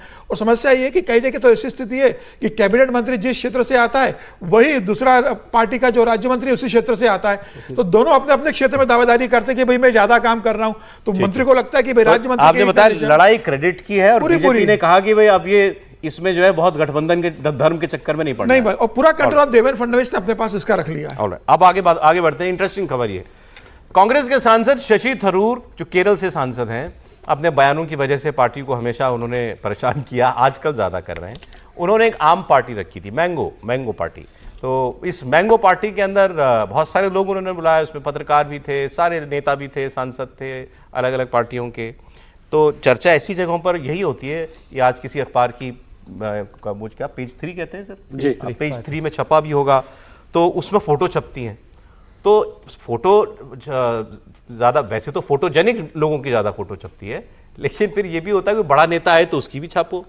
तो कौन बड़ा नेता पहुंचा है इसमें, मैं आपको नाम बताता हूँ। शाहनवाज हुसैन, ये तो बीजेपी के हैं। सुधांशु त्रिवेदी, ये भी बीजेपी के हैं।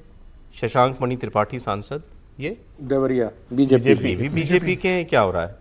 पूर्व सांसद डॉक्टर संजय सिंह, ये आम आदमी पार्टी, ये अब आम आदमी, ये पता नहीं किस पार्टी संजय सिंह, ये कांग्रेस में है। पूर्व सांसद डॉक्टर संजय सिंह, अमेठी वाले तो बीजेपी में आ गए थे।